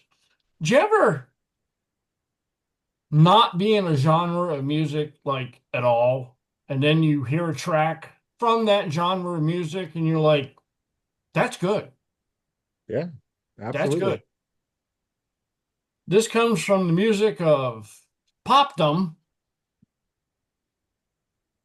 and I can't believe I'm going to say it, but it's perfect for this list, this criteria, so I'm going to say it. My number 8, and I like this song, is from an artist named Kelly Clarkson Ooh. called Catch My Breath. Oh, I like that song. Great. She's a fucking great singer, Oh, man. I love Yeah. Kelly Absolutely. Clarkson. Fucking I'm great not singer. I'm not a big pop fan, I so love some good pop music, man. I Nothing do. wrong with that. Well, you're doing a show on that. I'm doing a show on pop music, so yeah, I Yeah, have she to like could some of sing it. anything. Yeah, I like Absolutely. I love pop, Kelly pop, Clarkson. pop music. And my next one is Al kind of stole my thunder on this, but it's a great track. Peter Gabriel, Salisbury Hill. That My just always apologies. gets me positive when I listen to that track. Always. That's only Somebody- the first double we've had so far, I think. Yep. Yeah. Somebody got else one stole coming up. somebody else stole a thunder on mine, but I'm not going to say what song it is. And my Go next ahead. track, my number 6, my number 6 track is probably a track from a group that nobody's gonna fucking say, but I'm gonna say it because I'm that kind of guy. Suicidal Tendencies, No Fucking Problem. Oh, it's a great song. Oh God, why did I pick that one? Dude, I've been fucking loving Suicidal Tendencies lately. I never liked them. I liked them kind of, but man, the last couple of months, man, I have just been on a I've been suicidal pushing kick. that band on you for years. I Too. play them on my radio show every fucking week, at least once or twice, 2 songs every fucking week, man. I absolutely love them. Even their newer material is really good, dude. I love this shit. Yeah, great band. Yeah. Cool. All right. Mark, go ahead, man. All right, so I've been changing songs on during this episode, not because you picked them, because I thought of them. Let's see, I'm gonna go because somebody brought up Kansas. I go, why the fuck didn't I think of fucking Kansas? This is one of the most positive songs of all time. Played in one of my favorite shows of all time as their freaking theme song in Supernatural. Carry On My Wayward Son by Kansas. Yeah. I could not pick that song. It's like my fucking favorite show of all, one of my favorite shows, Supernatural. They use that as their Yeah. theme song, as their Dean and fucking driving in their fucking great muscle car. Fucking love that song, man. Great fucking song. It never gets old to me. I can listen to that song a million times and twice on Sundays. I agree. It's bulletproof. It's bulletproof. It's Yeah. one of the Great it does- riff. never Yeah. gets tiring. Never. One of the first riffs I ever learned, man, was that opening. Fucking yeah, great tune. It's so fucking great. And then I'm gonna pick somebody already picked the Journey song, so I kind of pivoted. So I went to Resurrection by Halford. Good That's song. a great Yeah. fucking song, man. Great positive shit. And then, of course, I'm a Beatles nerd. I gotta pick a Beatles song. Number 6 is Here Comes the Sun by the Beatles. Absolutely, man. Yeah. Absolutely. So that's my All right, cool. 876. Damn you, sir! You stole my thunder because I had "Here Comes the Sun" too as my next pick. I mean, George Harrison is my favorite Beatle. I don't get a lot of shit from that. You don't like Leonard McCartney better than Harrison. I'm a guitar player. Of course, I'm gonna like George Harrison better. But Well, Paul McCartney played most of the leads. that's true, and he sang some of the song too. But Yeah, just that is saying. true. But hey, man, nobody can play that sitar like George can. All right. Oh So God, leave it at please that. no. I'm surprised Well, you then didn't the- pick With and Without You then. Oh. Let's see. That's what Abbey Road, right? If I remember right. Yeah, great fucking song. Absolutely. My next song, Tim stole the thunder of this one. I love Starting Over by John Lennon, man. I think that's a great fucking tune. And I think you're right. I'm curious. I wonder, of course it's all speculation now, but I wonder how many albums John would have done, man, because he seemed rejuvenated in this album, in my opinion. So the shame won't ever know, but Double Fantasy is a great album. So we Really? have The that at second least. side? Yeah. I love it. Okay. There's like one or two bad songs on it, in my opinion. It's a great fucking album. How many albums were you done? How many albums would Yoko Ono allow him to do? Oh, well, there's a good point there. Good point there. That's a good fucking point. Absolutely. Thank you. Cool for lead answering my vocals, question. man. She would have been on. And then my next song is going to be from the great Steve Winwood. I love Back in the High Life. I love the album. I Oh, love it's the a great song. I love the meaning behind it. I love his voice in that song. And I'm very critical of Steve Winwood. I did not like his version of Can't Find My Way Home with fucking Blind Faith, Traffic. Eric Clapton. Blind Face. Thank you. I like every Blind Faith, cover Blind Faith. version. I like every cover version of that better than that. I don't understand that, but Right to House of Lords, because I think House of Lords has the best fucking version of that No. song. In my That's the opinion. first That's time just- I ever heard that song. And real quick, who sings background vocals on the song you mentioned? Which one? Back in the High Life? Can't find Who my way sing- home. I'm back in the high. Oh fuck! I know this. So Shaka well-known. Khan? I don't know. No, that you're on the right. She Higher Love, but Somebody Back in the High named their Life. child "Old Fuck." Oh fuck! Yeah, that's him. Yeah. No, who was it, man? I'm not gonna wreck my brain right now because I'm hungover. James Who was Taylor. it? James James Taylor. Taylor. Oh, okay. That Cool. is true. Yeah. Thank you, because I was getting my Hey, head was about ready to Joe explode. Walsh played on a song called Freedom Overspill on there. That's right. Really great song. Yeah, if you hear slide guitar on a song, it was probably Joe Walsh. I love Joe. He even played on a Wilson Phillips track. Or Skunk Baxter. Yeah, And some people think slide guitar is lazy. I don't know. it's actually really hard. I if don't. you- Yeah, it is. It's really hard I to love slide. play slide and not just make it sound like But a how racket. could you be a David Gilmour fan and hate slide guitar? I don't understand that. Well, there's two different styles of playing. There's the steel guitar thing, and there's that thing you play on the guitar, the little. Little- Yeah. And Yeah, that's what most rock guitarists use. I never learned how to play with that little tube. thingy. yeah, Yeah, the tube, whatever it is. I never really. Two figured words, out that Dwayne tune. Allman.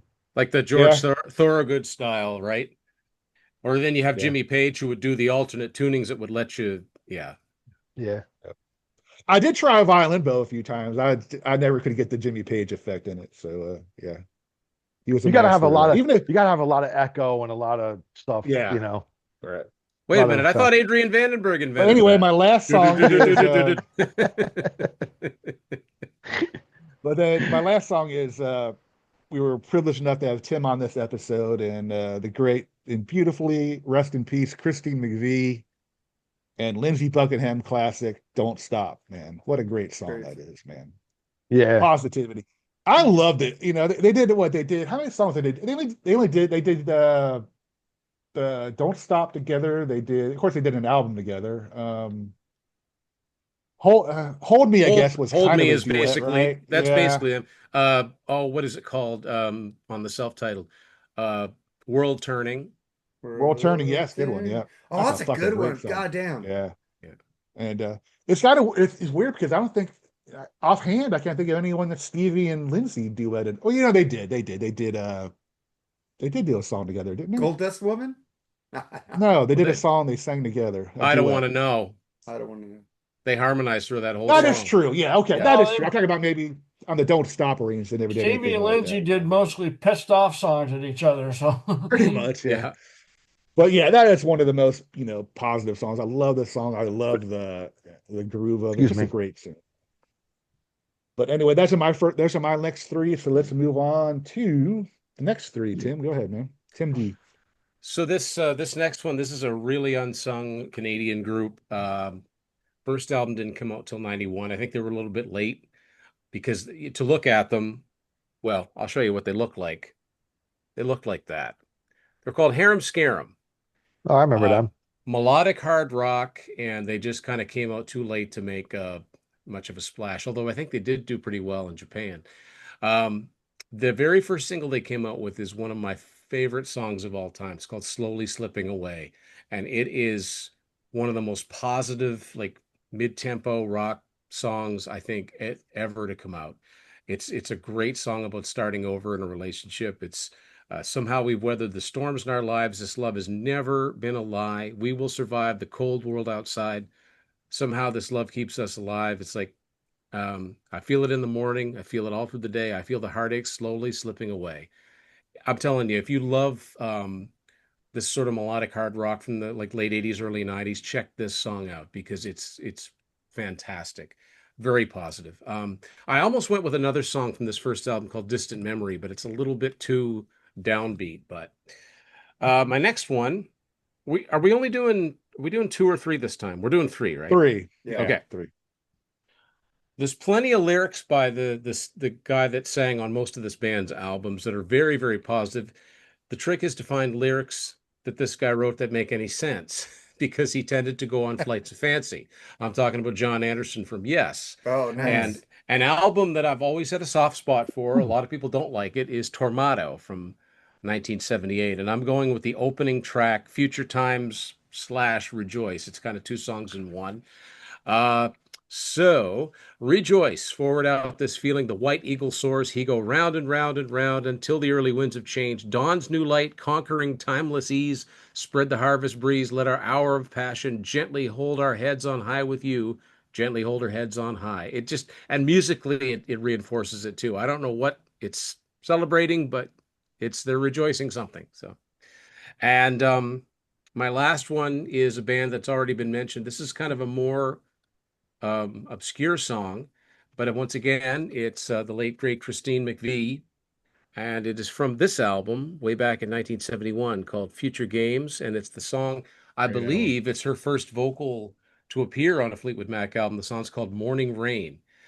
Clears the morning rain, seeing it very plain, we've got to start again. What's that you do? What's that you say? There's no use complaining, it's the only way. There's no use feeling dissatisfied because how can you know until you've tried? And musically, this really reinforces it too. And this is the Bob Welch period is overlooked anyway, as I've said many times. So that's my next three. Awesome. Yeah, and I love the fact in your book you give a lot of props to those early Fleetwood Mac albums, man, because They're they're so fucking brilliant. overlooked. They need to Yeah, be revisited absolutely. because there's so many great songs in there. Yep, I agree. oh well. Yeah. Yeah, But yeah, I mean, after wow. between They've the got Peter more than Green, oh well though. yeah, Too. between the I Peter know Green that, stuff but and it fit. So the Buckingham Nicks, yeah, all those Bob Welch albums, man, they're just full of good songs. Yeah, absolutely. All right, Al, go ahead, man.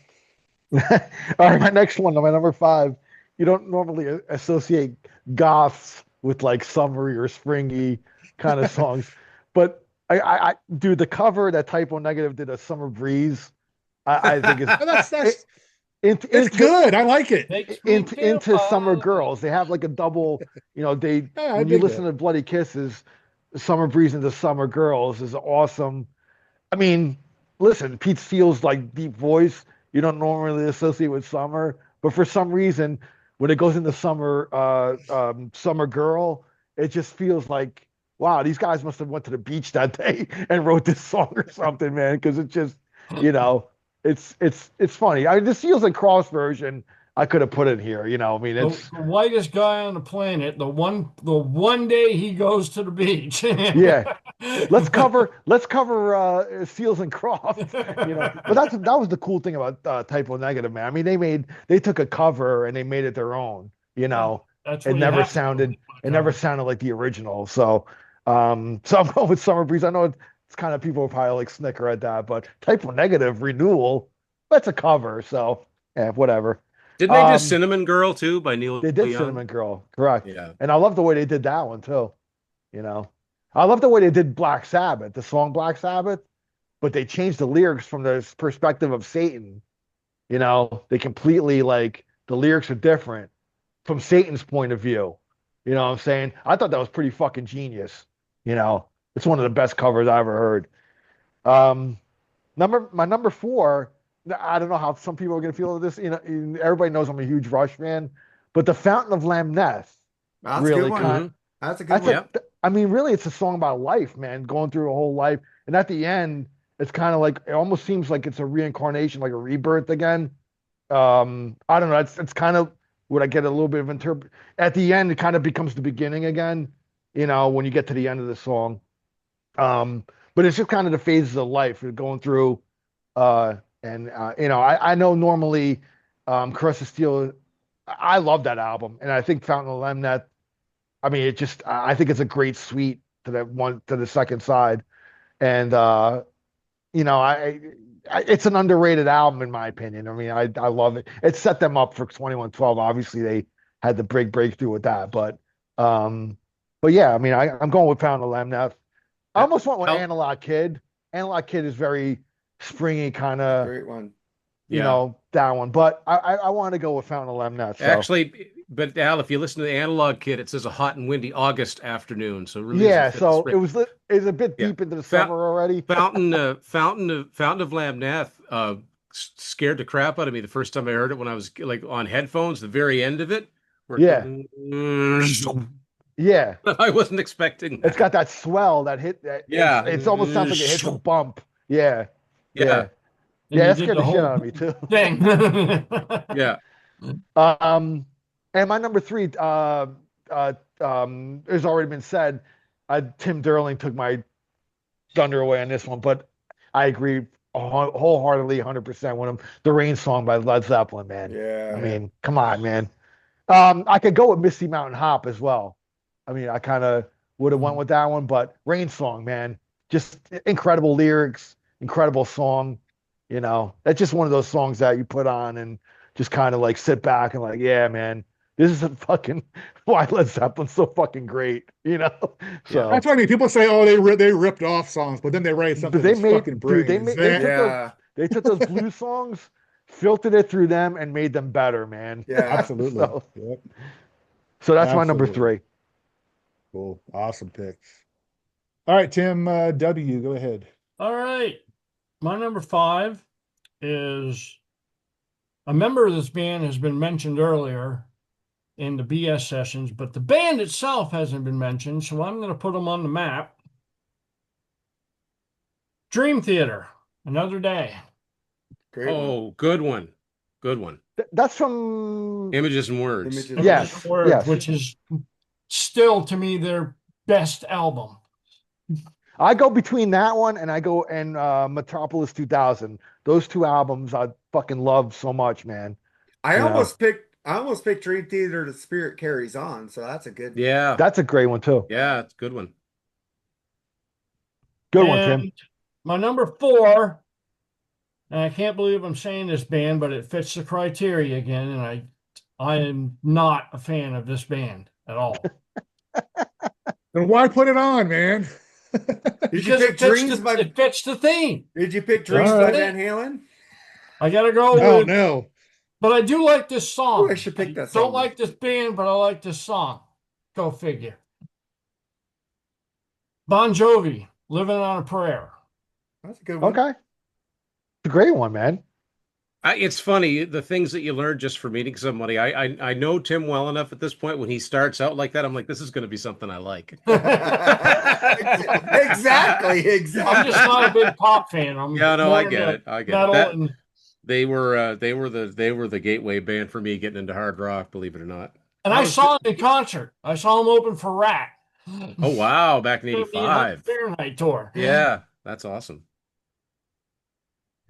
And my number 3 is I'm going back to the popdom world because that's, I guess, where I'm living today.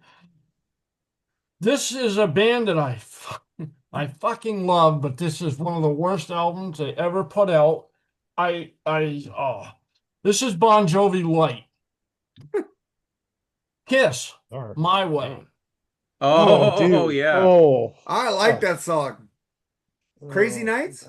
Yeah. Yeah, I love that album. I love that album. Hey, man, more power, album. more power to you. More power to you. If you like it, you like it, man. Reason to Live would have been a good one too. Yeah. I'm going to walk like I walk, talk like I talk. Yeah. My Way. But that album, I listened to it and my teeth hurt. Bang, bang, So you. sugary. Paul's voice is so high on that album, dude. Yeah. It's like That's his- how you did that song live, Bang Bang You. I'm like, what the fuck are you playing this one for? you'd never dude? be able to pull off any of that stuff, man. You know, No, that was probably his peak. absolutely, dude. Yeah. Yeah, I definitely was not into that album, man. I tried and tried. I don't know. Although I do love, did too. I bought it. I tried and tried Ron and tried. Nevison. I ended up using it as a frisbee. It's Steve for the so, night. it's so good, I very guess, but- it's such a Ron Nevison production.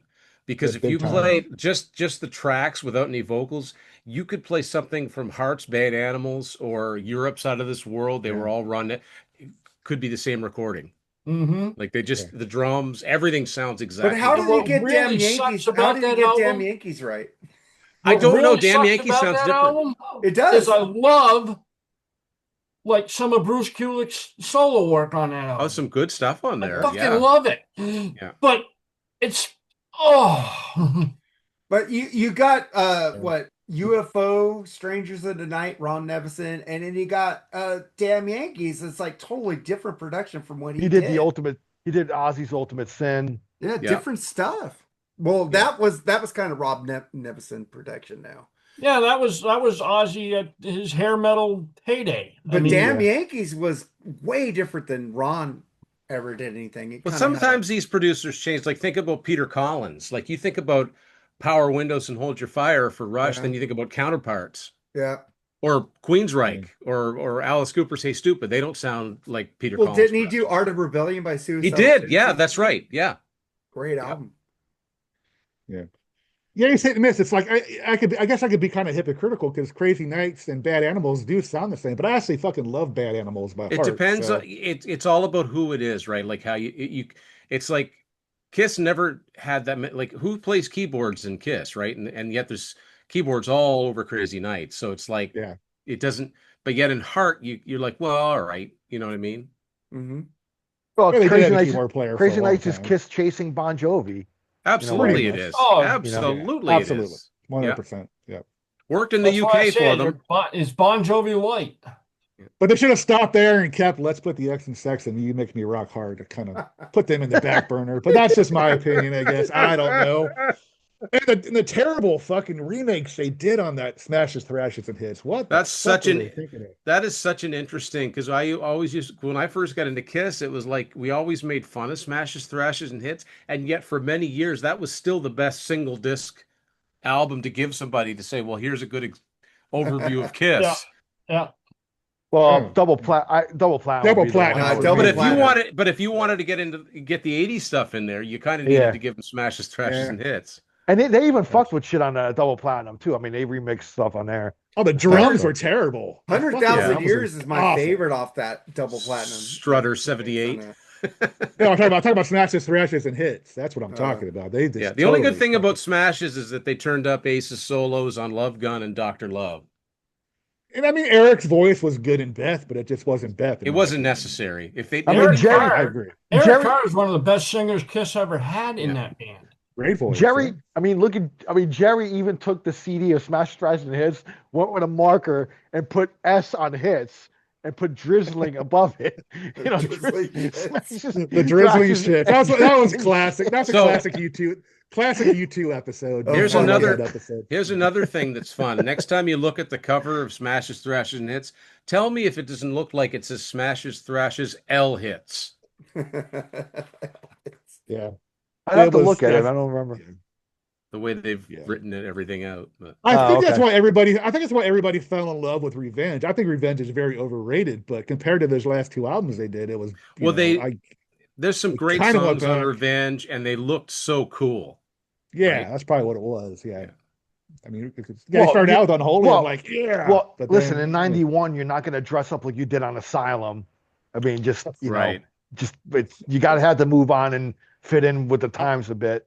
You know? I would have loved to have seen that though. That would have been interesting. Unless you're playing the Gay Pride Parade, Oh Yeah, my well. God. Asylum.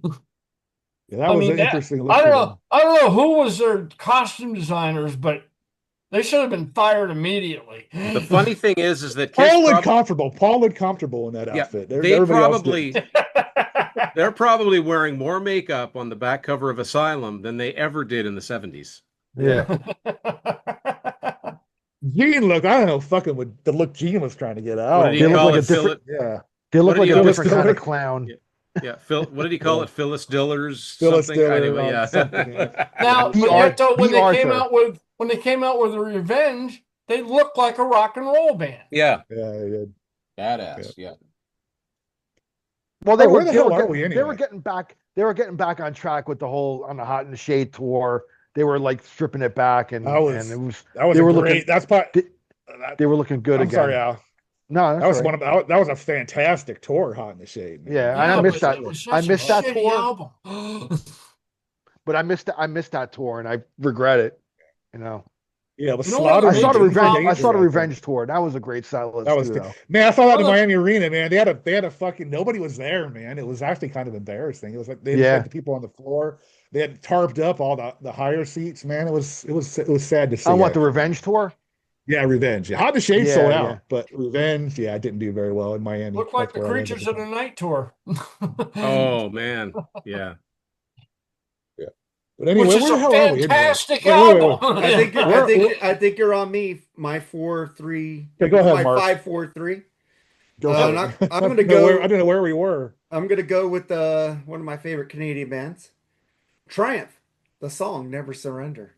Yeah. If that I like isn't that. positive, then I don't know. Never You can surrender. pick 100. They got so Feels many. like Positive. Fight the Triumph good has fight. a lot of positive. It's like if I'm Hold down, on. if I'm down in the dumps, I go to Triumph. It always brings me Pretty up. much, yeah. Pretty much. Yeah. It's Follow like, your heart. They got Follow so your many. heart. Yeah. I got They're a Higher great band to power. go to. I mean, you know. Yeah. And then I'm gonna go for this guy right here. Midnight Blue. Lou Oh, Brown. great Fucking great. choice. God, Great I love choice. that song. That's the best vocal that Lou's ever had. I'm accounting for in her I'm albums, gonna too. paint it cherry red into Love the that song. midnight blue. And I do like his new song, Mark, by the way. I do like that. new I song. gotta get his new album, man. I gotta get that shit. I was surprised by it. Pre-ordered it yet. But then I'm gonna go for. I don't know if people think this is a positive song, but I gotta get some Chris Cornell in here. I'm gonna go "My Way" by Soundgarden. I think that's a very positive song by Soundgarden. Really good fucking song. No one's gonna take my way, my way, my way. I love that fucking song. Cool So riff, too. That's a great guitar riff, too. I love that riff. So that's my Mhm. 5-4-3. Awesome, dude. All right. Well, my next pick is you look at the lyrics in the verse. You're like, what the fuck are they saying? It's like, look at this: jigsaw puzzle traders sent to spill the beans. Constitution Oh. screw up, shattering in the dreams. Blood flows in the desert. Dark citadels burning too. Watch, look over your shoulder. This one is strictly for you. And then you get that fucking chorus, man. Hold on, hold on. Yeah. Wait, maybe the answer is looking for Yeah. you. Fucking, I what almost a great picked tune, that was man. almost the Yes tune that I picked, but I read those verse lyrics and I'm like, I can't read these. They don't make any Fucking- sense. That's John but the Anderson chorus- for you. Yeah, but the chorus is angelic. Absolutely, man. That's Yeah. why I picked it, because I mean, Yeah, just a fucking. I love that fucking Jerry, era. I I knew guess. you were gonna pick that song. That's why I left "Hold On" off, because that was one of my tracks. I was like, oh, Jerry's gonna get it. I knew you were Yeah, gonna do I that one. mean, yeah, it's a fucking Constitution, screw up, yeah, shattering the truth. great But he tune. goes, "This knife is not for living; it's for fighting, Yep, but for wars. But no matter what the truth is, hold on to what is yours." That is yeah, what he's, absolutely. yeah. Yeah. And then I'm going to go with Triumph. I'm going to pick Higher Power, though. I mean, like I said, he can pick a million Triumph Mhm. songs, but that one just always is Magic fucking Power. Magic power, Magic Power, Higher Power. higher Fuck. power. Higher Power, that's Remixing That's a that with fucking Boston. Creed. That's a Boston song. it Boston, is, yeah, yeah. on greatest hits, yeah. Ooh, you higher power. Yeah, I like that song. That riff is cool. I like that song actually, but Brad's my favorite singer of all time. So, um, I saw them. I saw them on that tour with Brad. That when they put I out think that with greatest hits, was it I thought wasn't I with '97? thought Michael. that was Fran Cosmo that sang that, but it was No, that confusing No, was me. that's on Brad the Delp. walk Brad on. was Brad back. Oh, sings. Yeah, okay. yeah, Brad's on that one. Yeah, It was he But confusing. that whole album. Yeah, there was one album he wasn't on. Fucking Walk uh, on. Walk On. Thank you. Yeah. yeah, that was the first time I ever saw Boston, and I'm glad I got to see him with Brad Delp. Yeah. Once. There's a At band least. with a lot of positive songs too. Yeah. Absolutely. Um, and then my last one, like I said, it's one of those songs that are overplayed. If you ever never heard it again, it'd be all right. But I love Dream On by Aerosmith, man. I think that's Great one of the one. most fucking killer Sing tunes with ever me, written. sing for the You year. know, absolutely fucking brilliant lyrics. I mean, and Steve Tyler's another one of those guys that can write great fucking lyrics, and he can write songs about his lemon getting squeezed. So more the latter. He's more talked about those lemon being squeezed than but like Seasons of Wither and shit like that. I think are brilliant Oh lyrics. yeah. Yeah. So But then yeah, you he gotta can give him get really props for that. serious with something like Jane's Got a Gun. That's right. Yeah. You Yeah, know, yeah, true. So anyway, those are my last three right there. Number two. Let's start with Tim D, man. What do you got for your number two? Okay, so this is a band that's already been mentioned, but this song has not been mentioned. I'm going back to 1978 for Journey's Nice. Infinity album, the Oh first yeah. one with Steve Perry. And the song is Winds of March. Oh Yeah. And yeah, dude. Hey, What and a song. I love if that it's album. if it's not rebirth, then it's just plain birth. You are my child. You Yeah. came like the winds of March with all the love in your eyes. Like powerful song. It's got that nice rocking coda at the end of it, and Yeah, yeah, absolutely. fantastic. great Um, song for the first day of March, by the way. that's Yeah, good one. Yeah, there Good you one. go. Yeah, Fits man. I could perfectly. tell you I planned it that way. I forgot it was March 1st. Um, and my last one is from another No, number band. two, number two, no, no, we no, do no, no, one number two, number later. two, Oh, number right, we're two. separating them. Yeah, one at a Yeah. time. Yeah. All right, Al, go ahead, man. Number two. My number two has been stolen already, but it's gonna be the Beatles. Here Comes the Sun. I mean, when my daughter was growing up, that became like her first Beatles song she gravitated to, and I love that song. I mean, every time I hear that song, it puts a smile on my face. Yeah, You me know, too. I do love Yeah. Ghost's cover of it too, though. Yeah. I think they did a great cover of it. So, but theirs is not as cheery. No, You know what I mean? They took it and made they're it. they're very hit and miss with covers as well, but they do a good job of that I one, think man. I think they're meaning "Here Comes the Son of Satan." To be honest with you, but Change the but U to an O, Here comes the yeah, sun. yeah. Yeah, but the, something like that. But I don't yeah, know. yeah, the Beatles, "Here Comes the Sun," one of my favorite. It's actually Abbey Road is one of my favorite albums by them. So, then I got the shirt on. So Nice. yeah, man. Number two, Cool. Beatles. All right, Tim. W. All right, my number two, I got to tell a little story about this to set it up, so bear with me. It's 1983. I'm a junior in high school.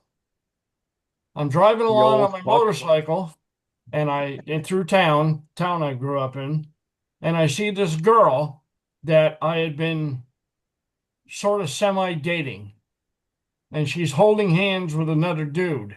Yeah, isn't that the story of all our lives at one point? Pretty much, yeah. Yeah, I So walked I into go, a house or so a I room go where I back didn't know. home and I'm pissed off. I am beyond pissed off. Of And course. I plop down on my bed and I hit play on my CD player. And the song that comes on is from an album I had just gotten. I hadn't even listened to it through all the way yet.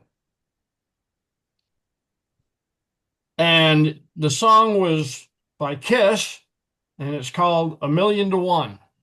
Oh, And it talks about, you're never going to find anybody better than me. And, you look but you won't find. And I just remember I later found out it was a Vinnie song, but just the way Paul sang it and just the way, the lyrics were like just hitting home to me right and left.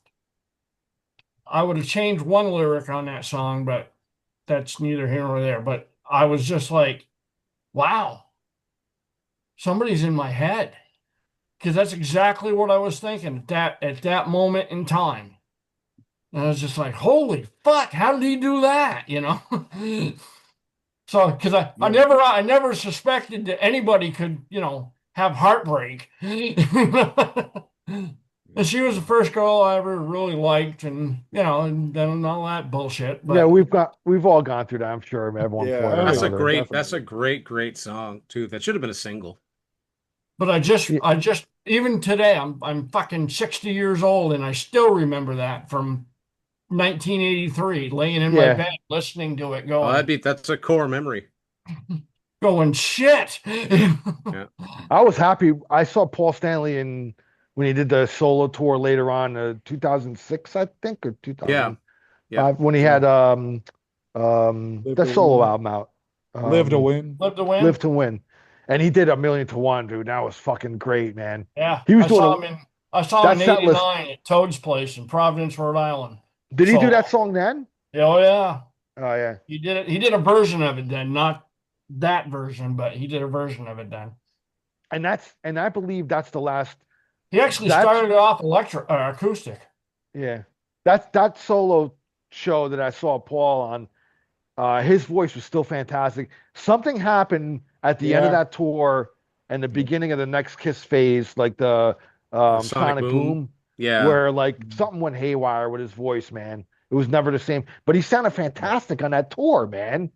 Yeah. And then something went wrong, and that was it. He had vocal surgery and he didn't take the year off. He went like I think he later, fucked it up, man. He fucked up Matter his of fact, vocal when I saw him, cords, they had Eric Singer drumming for him too. because they told him to take a year off, but he went out I think 3 or 6 months later.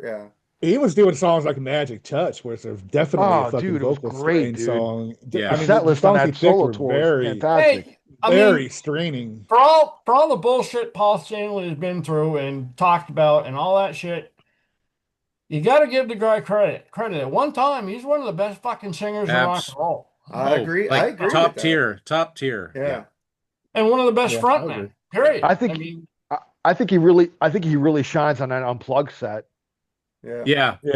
Yeah, for sure. Yeah. Fantastic, man. Sure knows And something. I like the symphony one too. I like that. A lot of people shit on that, but I thought that was great. I enjoyed that a lot.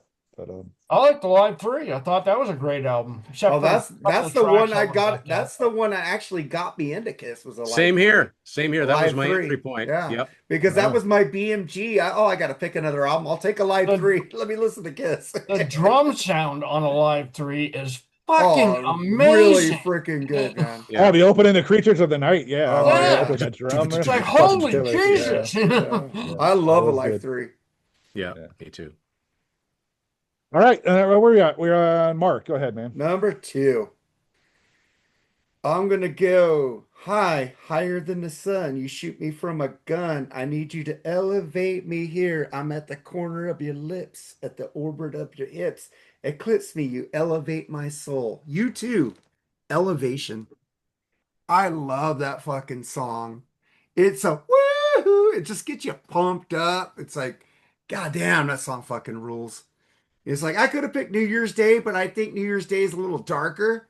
I think this song's a little bit more lighter than New Year's Day. So New Year's Day is a dark song, dude. It's a dark song. I'm picturing the video, so it's in the dead of winter. Yeah. So I pivoted to Elevation because that song makes me happier than New Year's Day. So it's like woo, woo. Yeah, I love that fucking song. It's like He's talking about he's down in the dumps and this lady's just bringing him up. He's like a mole digging in a hole, but this girl comes in and elevates him. You know, I love it. Elevates his soul. I love it. Isn't it funny how ladies can do that to you? Yeah. I got a girl here who elevates my soul right now. Audra rules. How's the new place, man? It's great. I'm just trying to figure out where everything's going. Cool. It's like some of my movies ain't gonna make it into the house. No, he means literally where everything is going. Will it fit here? Will it fit there? My wife's offered me suggestions where to put some of my stuff, and You got a whole room, dude. I split this with her, so she's like, "I got an idea what we could do with your stuff." Yeah, throw it away. I respectfully disagreed with her, but my Beatles pretty poster, much. My Beatles poster will Pretty be much. back there. She said I could put Like my she wants Beatles to, poster there. she wants me to get rid of my Star Wars pinball machine. I'm like, I ain't going to happen. Yeah, you can send that to me. Happen. I got a garage Ain't going to happen. Ain't going to happen. Mine just throws it out. Like one day it's there, the next day it's not, and I'm like, what happened to it? The old get rid of the little things at a time and you won't notice trick. Yeah, she tried that with me too. I was like, what am I, on Big Bang Theory or what here? You know? I hate that episode. Yeah, exactly. All right. Well, my number 2 is I have this show on YouTube I do with my friend Joseph Staub. It's called Heavy Water 77. And I get accused of being a Dennis hater by this one troll we got on our show. But Come Sail Away is one of the most beautiful songs ever fucking written and very positive in my opinion. I love Dennis was great in the band those first in the 70s, especially, man. I thought he was definitely, and he was the one that, you know, like it or not, he was the one that wrote the hits that kept the band afloat. He wrote Babe. He wrote Don't Let It In. They became rich because of him, man. Exactly. I'm not big fans of those songs, but I know where to give credit to where Styx is. Don't forget about Castle Walls. Well, that's a great song. But for that matter, Lady, where it all began. Lady, exactly. He always says that every time it's played. This is where it all began. But I mean, come on, man. Come Sail Away is positive lyrics. I think he wrote that song because he was trying to be hopeful with the band, I think, because they weren't selling very well until the album came out. He's like, this is a hopeful song for the band, I think, that we're going to be there. We're going to reach those heights. And they did. So I don't know where this Dennis Young hating shit comes from. I don't like his solo albums much, but maybe that's where he's thinking of. I don't know. Desert Moon is horrible. It's hit and miss, but Boom Child, I think, is a great album, which is coming out today, actually. So. His last 2 solo albums were great, though. Yeah, those were good. But yeah absolutely brilliant tune. I'm fucking one of the, again, that album, Grand Illusions. Jeez, man, that's fucking fantastic record. Yeah. I don't know.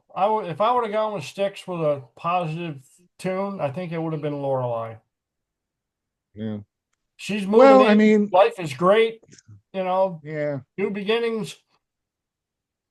Nah, I think Come Sail Away is more positive than my. It's hopeful. It's more of a hopeful song than a positive song. But okay, fair enough. But anyway, number 1. Let's get to it. In memory of Andy, not in memory, but in. We'll see him later today. In Andy Rodriguez form, number 1 in memory. We'll see him later today. By the way, what happened to Andy? No, yeah, in remembrance of Andy. Number 1, Tim D. Go ahead, man. You're number 1. So I had to go with another one of my favorite bands, and one of the things I love about this band is that they tend to write positive lyrics. So the trick is picking one song. Talking about Night Ranger. Oh God, I forgot about them. And from the album Big Life, this was not a single, but I think it's a fantastic song. It's a song that Kelly Keagy sings called Better Let It Go. Oh, I love the song.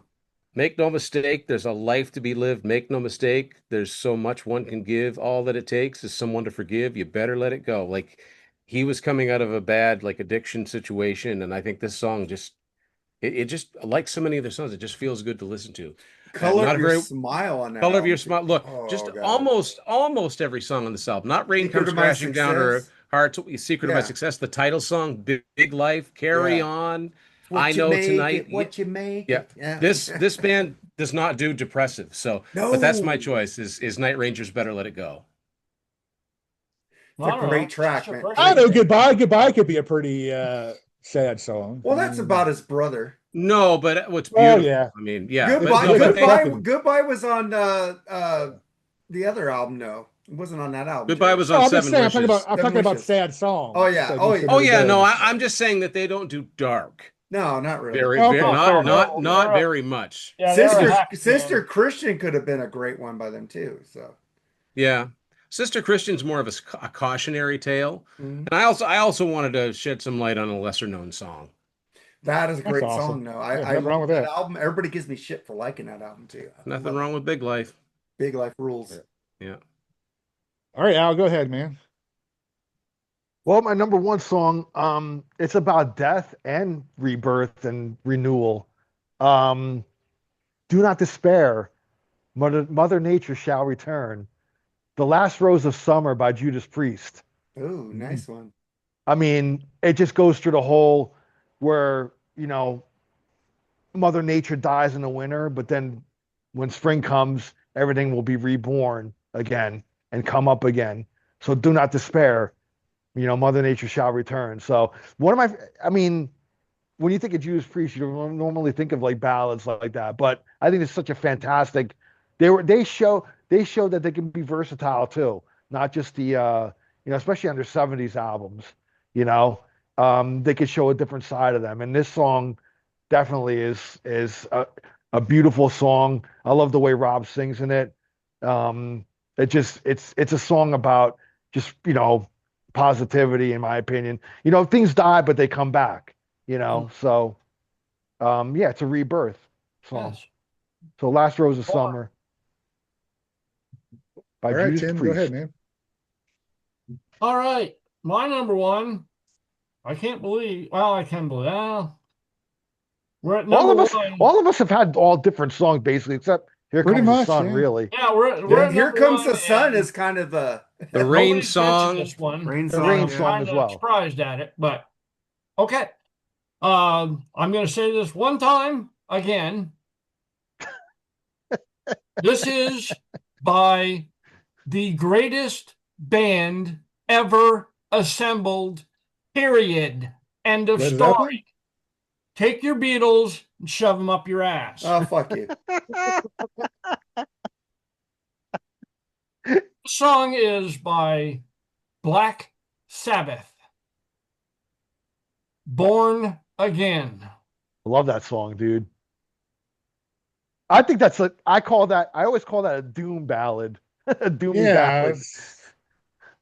Yeah. Born again. You are born again. Man, the And just the screaming way- he does, Just the the way screaming he Ian doesn't sings have, it is the screaming he does on that album is Yeah. freaking ridiculous, dude. just the way he sings it is incredible. I wish it was produced a lot better, but Have to wait for the remix. I think he did permanent damage to his voice with that album. Yeah, oh yeah, absolutely. He never Yeah. sounded the same again. Not quite, no. well, it's because he All right, went through Mark. Black Sabbath. So All right, Mark, number one, dude. I love that song, by the way. I'm going I- to go my favorite band of all time. All the highlights of that headlong flight, holding with all my might. Some days were dark. I wish I could live it all again. Some nights were bright. I wish I could live it all again. Headlong Flight by Rush. One of the greatest songs ever by that band. God damn, it's a fucking masterpiece. I love that song. He's like saying, I did some things, but I'm not going to change it. I'm just going to keep going with the flow. I'm just going to keep going, and everything is great. There was dark days, there was bright days, but I'm getting through it, and it's amazing. I love that song. Yeah. Cool. Great album. Oh, too. and to add on Al doing like Rob Halford doing like a ballad type. I always got to do a shout out because you never expected Lemmy to do a ballad. But 1916, man, I thought Lemmy's vocal was fucking incredible on that song. that whole track is fucking amazing. It is. It really is. I just want to throw that in there. But my number one is I'll play this fucking song in every guitar shop. I don't care what anybody says. Robert Plant even says, this is a song of hope. And the song remains the same. Fucking Stairway to Heaven, man. I'm telling you. It's just He doesn't say this is a song of the holy. Song of Hope. Song of I Hope, thought. yeah. Oh, okay. Yeah. I always thought it was holy. No, this is a Song of Hope. But I hear rumors, I don't know if it's been confirmed or not, that he wrote these lyrics in like 5-10 minutes. something like that. I don't know, but again, the brilliance of Robert Plant. He could talk about his lemon getting squeezed and write something fucking like this, which is brilliant. I mean, and it is, man. The lyrics are hopeful. The song is just a masterpiece. Yeah, Man. just I mean, don't play it backwards though, because then it won't be oh hopeful. yeah, ooh, nice sweet steak. Yeah, right. That's fucking ridiculous. Bullshit. But I miss the Satanic Panic. oh yeah, Those are the days, man. geez, man, they were, man. They accused Sticks of doing backwards messages. What the Oh, fuck, everything, man. Yeah, It was a joke, but absolutely brilliant song. I think it pretty much started that type of song. You know what I mean? Where it's like slow and then heavy at the end. well, that's why I mean, there's the coin. That's why the coin was phrased for a lot of bands. Oh, well, that's their Stairway to Heaven. true. Yeah. Yeah, Dream On absolutely. is Aerosmith's Yeah. Stairway to Heaven. You You wouldn't have know, had, yeah, you wouldn't have had Freebird, right? Like Freebird. Yeah, starts out as a ballad, ends up, yeah. yeah, Yeah, yeah. yeah. And you know This what Stairway to absolutely. Heaven is? It's their Stairway to Heaven. It's There you go. their It is what it is, yeah. It's their own, yeah, they created an archetype. Yeah. Yeah. And you're Well, talking sweet, about a band. you're Go talking ahead, about man. Go Styx, ahead, Tim. Sweet Madam Blue. That's their Stairway to Heaven. Yeah, yeah. That's a great song, dude. Holy shit. That's a fucking, oh, I love that song. But yeah, I mean, Stairway, man, it's still a masterpiece, and I never get tired of it. Great song. Absolutely. Again, it's one of the first songs I ever learned how to play on guitar, at least that opening riff. It took me a while to learn the rest of it, but the opening riff was like, I remember learning that in beginner guitar class. So I have to give that song the respect too, as far as me That's being a one guitar of them player. songs, and there's a few of them out there, but that's one of them where if I'm in the car driving and I get to where I have to go and that song comes on, I'm sitting in the car till the end. Yeah, it's one of the songs you Yeah. don't get out I'm of the car sitting in a for. parking lot, Absolutely. you know, or Yeah, wherever. I'm just yeah. I'm not leaving it halfway through. Yeah. No, it's not There was allowed. years where like I did not listen to Zeppelin at all. Like I was so burnt out on them. I think it was like probably a period of 5 or 6 years where I didn't even listen to Zeppelin, man.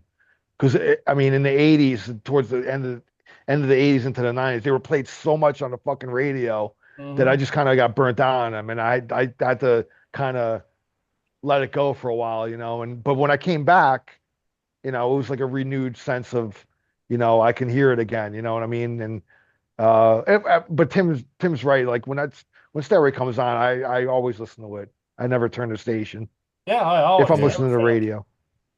yeah. You guys ever seen those stupid like memes of say, you know, it says like John Bonham in the first 4 minutes of Stairway to Heaven and he's Yeah. knitting or he's playing with a yo-yo. Yes. Yeah. Well, Jimmy Page made a quote that was perfect. He said he found out playing with Bonham that Bonham was much more effective coming in through the song than at the start. I could see Makes that. perfect Like the Rain sense. song. The Rain song, for instance, it's same Yeah, principle, I guess. same But idea, yeah. and it's amazing because he can never play quiet, John Bonham. Even in the No. Rain song, his drums are loud, but they work with the song. You know what I mean? So yeah, that's why he's my favorite drummer because I think Well, he's just I even don't if you know. listen to something like All My Love from In for the Yeah, Outdoor, that's a Mhm. pretty poppy song with the synth, but he's still got yeah, the he's still got the Yeah. big fills in there. He just can't help but yeah, be Bonham. absolutely. He And was like, I always like considered like my two favorite drummers of all time are Bonham and Part. And I Yeah. always consider Bonham like the sledgehammer. Right. And Part was like the yeah, two scalpel. different styles. They're two You know, different Part styles. Man. Part was a scalpel with his drums. He could dissect you to death on those drums. But he could not bring the thunder Bonham brought. Oh, I I don't know disagree with about that. I that. I don't disagree know with about that. I that, totally but Tom But Sawyer. compared to Bonham, My no, God. no. But he was very precise with his drum work. Yeah. Very precise. I mean, Bonham's my favorite, but to say Bonham that could Neil be Peart's not, yeah, one of the Bonham best is could be ludicrous. astoundingly good. If you listen to the live version of I think Trampled Underfoot Yeah, on that the new live EP, I mean everybody's heard bootleg versions of it, but what he's doing with this, you know, both of his hands are doing independent of each other. Like, yeah, no, he had the chops for sure. Yeah. And he did a lot. He did more with less too. I mean, Neil had like a Yes. bazillion things he could hit, but John was had the basic kit. You know what I mean? For most of his career. So Yeah, but it was big. did Neil have a gong? Neil had a gong, right? Oh I yeah, can't remember Neil offhand. had a Canada, gong.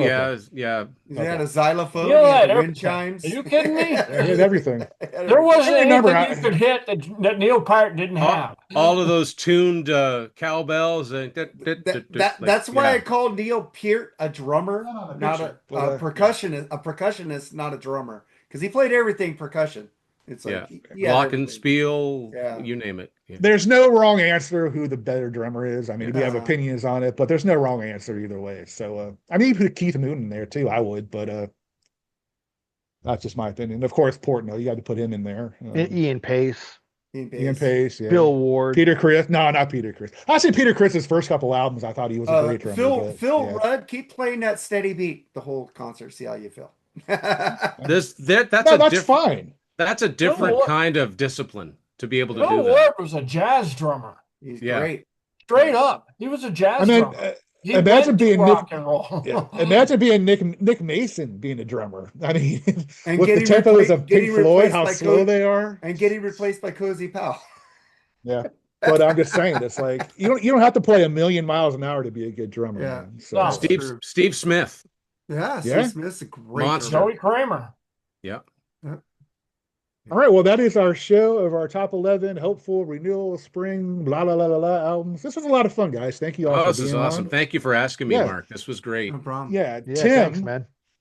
Tim Durling, check him out, man. He's writing some great books. I have 2 of them. I got to Sing Me Away by Night Ranger, Alps a book, and of course, I fucking love this Fleetwood Mac. Thank you. Book. We did a free form of this a while back, and where he was on talking about this book. Recommend, get it. It's good stuff. Very educational. I'm telling you, man, this is one of the most educational books I've ever read on a band before in my life. So thank you. It's shit that I've never learned about Fleetwood Mac. So awesome job there. Thank you so much. Thank you. Al, you're fucking rocking with that fucking Kiss thing, dude. I love that thing, man. It worked. You got it working, right? It does work, right? Yeah, it lights up. Did you buy it before it was working? Did you fix it? I never bought it. I want it. Oh, awesome. Dude, fuck. This dude can fucking... This is from... I need to move to Tampa. My neighbor has 400 cassettes he doesn't want, and they're all fucking good. Here, you can have them, Al. I don't know if you guys ever heard the story. Like, I won this when I still lived up in New Jersey. I won it from a New York radio station. So what it was a contest. You had to call in. It was some trivia. I don't remember what the trivia was, but it was when the movie about Casablanca was out, Spinning Gold. Right. And Kiss obviously has a part in that. This light up sign is the prop from that movie. Oh. It's what's behind the band when they're playing in their clips. That is so cool. This was the grand prize. You could probably get bucks for that, dude, if you needed to. So what it was when I won, you didn't win this automatically. You won a copy of the movie on Blu-ray. Okay. So, and you were entered into a grand prize drawing. Now the grand prize drawing, they picked my name. So, now by the time this thing was going to get delivered, I had already moved down here to Tampa. I had to contact them up there. Oh. Like, listen, I have a new address. I have a new thing. This thing was shipped all the way from California. Oh, it went from California. Wow. It went from California to like I don't know, Tennessee or South Carolina somewhere, and then down to here. Dude, it came in like a 500-pound fucking wooden box, man. You know. I was gonna say, is it solid? I mean, is it solid all the way through? Yeah, man. It's metal. It's solid, man. It's got hooks on it, dude. It's got hooks on it where you can hang it up. But how heavy is it? Oh, dude, you had to put this on dollies to wheel it in. You know? It would take 2 people at least to lift two it up. people, absolutely. Yeah. So what happened was 2 men. So what happens was this was the grand prize. So it was this. It was the costume that the Gene character wore in the movie. So I have that, and I have the boots that Ace Frehley wore in the movie. I have that, and a turntable. The turntable was signed by Wiz Khalifa though, which I don't understand. That's weird. It's just the weirdest He must have DJ'd with hey, it once or something. It's no cool. idea. Yeah. I have no That's idea. still Like, cool. I think It's he might be still on a cool. soundtrack. I don't know, maybe doing a cover of some Oh, sort of yeah. like Casablanca artist. Anyway, and one more thing. Oh, and a vinyl of the soundtrack of the album. So Dude, that's fucking yeah. awesome. I'm gonna send you $2, Al. I want you to buy me one Powerball ticket, all right? yeah, really. Now you gotta be honest, dude. I mean, I'll give you a cut, but come on, be honest with me when I do, okay, dude? Okay. All right. So that's the story of this, man. So yeah, it was shipped down here. The only thing that sucks is that I don't have a certificate of authenticity of it. So nobody. So even if I wanted to sell it, who's going to believe me now with this story? Yeah, I'm but sure where there's else some are you fact- going to get? Yeah, It's not like, oh, I went down to Walmart and bought it. Yeah, Exactly. exactly. blue light special at Kmart. She just started Yeah. Kiss Truth. Knowing She my started luck, Ki- I'd win something like that, and I'd be living in a one-bedroom apartment in New York City. Yeah, And, I had to put this on my back porch because where there's the no hell way am I putting it? there was no way like my wife was gonna be like, that's not going in any room in the house. So, Exactly. it's on the I back. know that. It's on the back porch. It lights up. The only thing that it doesn't like flash though. I think I have to get like some sort of like thing that I okay. could connect to it to make it flash. it. But when I plug it in, it's got 4 different plugs it's one for each letter. So This is flashing Al's home. now what I It's was like the thinking. bat signal. So what I was Exactly. thinking of during Christmas time, I'm gonna put this on my front lawn and get Mary on the front, Kissmas, put an MAS at the end. There you go. That's cool. You know what I mean? So, but I thank you for having me on. I appreciate it. Oh, dude, it's always great to have You you know. on, dude. Yep, awesome stuff. Tim Wirasnik, thank you, dude, for being on as well. Thank you very much for having me. Yeah, Mark, always great to have you on the show too. Thank you. Oh, Just thanks. kidding. Yeah. All right, guys. Thank you. Y'all be good. I just want to say Art Black Spinner Circles on Wednesday nights now. Yeah. So it moved. Okay. I think the first Wednesday of the month though is going to be on a Tuesday. So this week coming up, it's going to be on a Tuesday because every Wednesday I have a monthly meeting for my work. It's like a dinner, so I can't do Wednesdays. So Andy and I agreed we're going to do like the Wednesdays, but the first Wednesday of the month is going to be on Tuesday. So that's going to be the change. Yeah. And now my theme for this Tuesday show is going to have to do, since we're in March now, is going to have to do something with the number 3. Whether it's a band's 3rd album, something to do with the number 3. It's going to be, I'm still brainstorming, but that's going to be like the theme of the show. So check us out on this Tuesday. Yeah, definitely. At 8. So Check that show out. I'm a guest on there sometimes. Had a great time last week. Al couldn't make it. I was a guest. I couldn't make it. Yeah, Thrash in the 80s. I had my colonoscopy done last week. Hey man, I got to get one too coming up. I had one coming up. I had one. I can't even talk right now. I had one about a week ago. It's not. I was miserable the whole day. It's not fun, but it's necessary, man. I'm knocked out. Yeah, I was man. knocked. I was knocked out, but the thought of somebody sticking something in my ass doesn't appeal to me. I'm in a bad mood for it. That was it's the my best 3rd nap time. I ever had. It's my But I 3rd didn't time. Okay, and now everybody tuned out. Thank you for being on the show. It's my 3rd time doing it, so I'm a veteran at it already. So All they anyway, do is my thing is they give me this poop test to send in. Yeah. That's you not can do very it that way accurate, too, though, dude. That's not very accurate, though, man. Anyway, like If I'm going to do it, I'm going to go all the way. for I those who, asked for it. But, hey, yeah. for those It's who not, give a it's shit, not that you don't. It's nothing. It's for nothing. those who give a shit, get it, give a shit. Exactly. I'm in the clear. I'm all good. So That's good. yeah, I am too. So yeah, I am 3. Yeah. But Right. also check out Freeform Rock Podcast. Right now we got Voodoo Highway up review. So that's Ooh, that was fun. That's a great album. great oh, I wish I But, could have been on that show. Actually, I love that album. Oh, that was fun. Great. All right, stuff. well, All right. take us out, Jerry. All right, Thanks. guys. Thank you once again. Like, subscribe, share. Thank you to all those who do. And guys, come back, man, whenever you want, man. I mean, we got Absolutely. Thank come up with some topics. We love when people come up with ideas, man. So if you got any ideas, blow it by us, and Blow it. we're 99% sure that we will do it. Except for Anthony, we won't do anything fucking associated with Anthony. I'm just kidding. I would do something with Anthony. Fuck you. We already got an episode coming up. But anyway, I love the greatest hits and drizzling shit still. We should do more of those as well. Those are fun. But anyway, guys, thank you. Y'all take care. And Tim, man, thank you for the great books once again. Thank you. And come back again, guys. Take care. Have a great Bye-bye. Sunday. Cheers. Bye, everybody. Guys.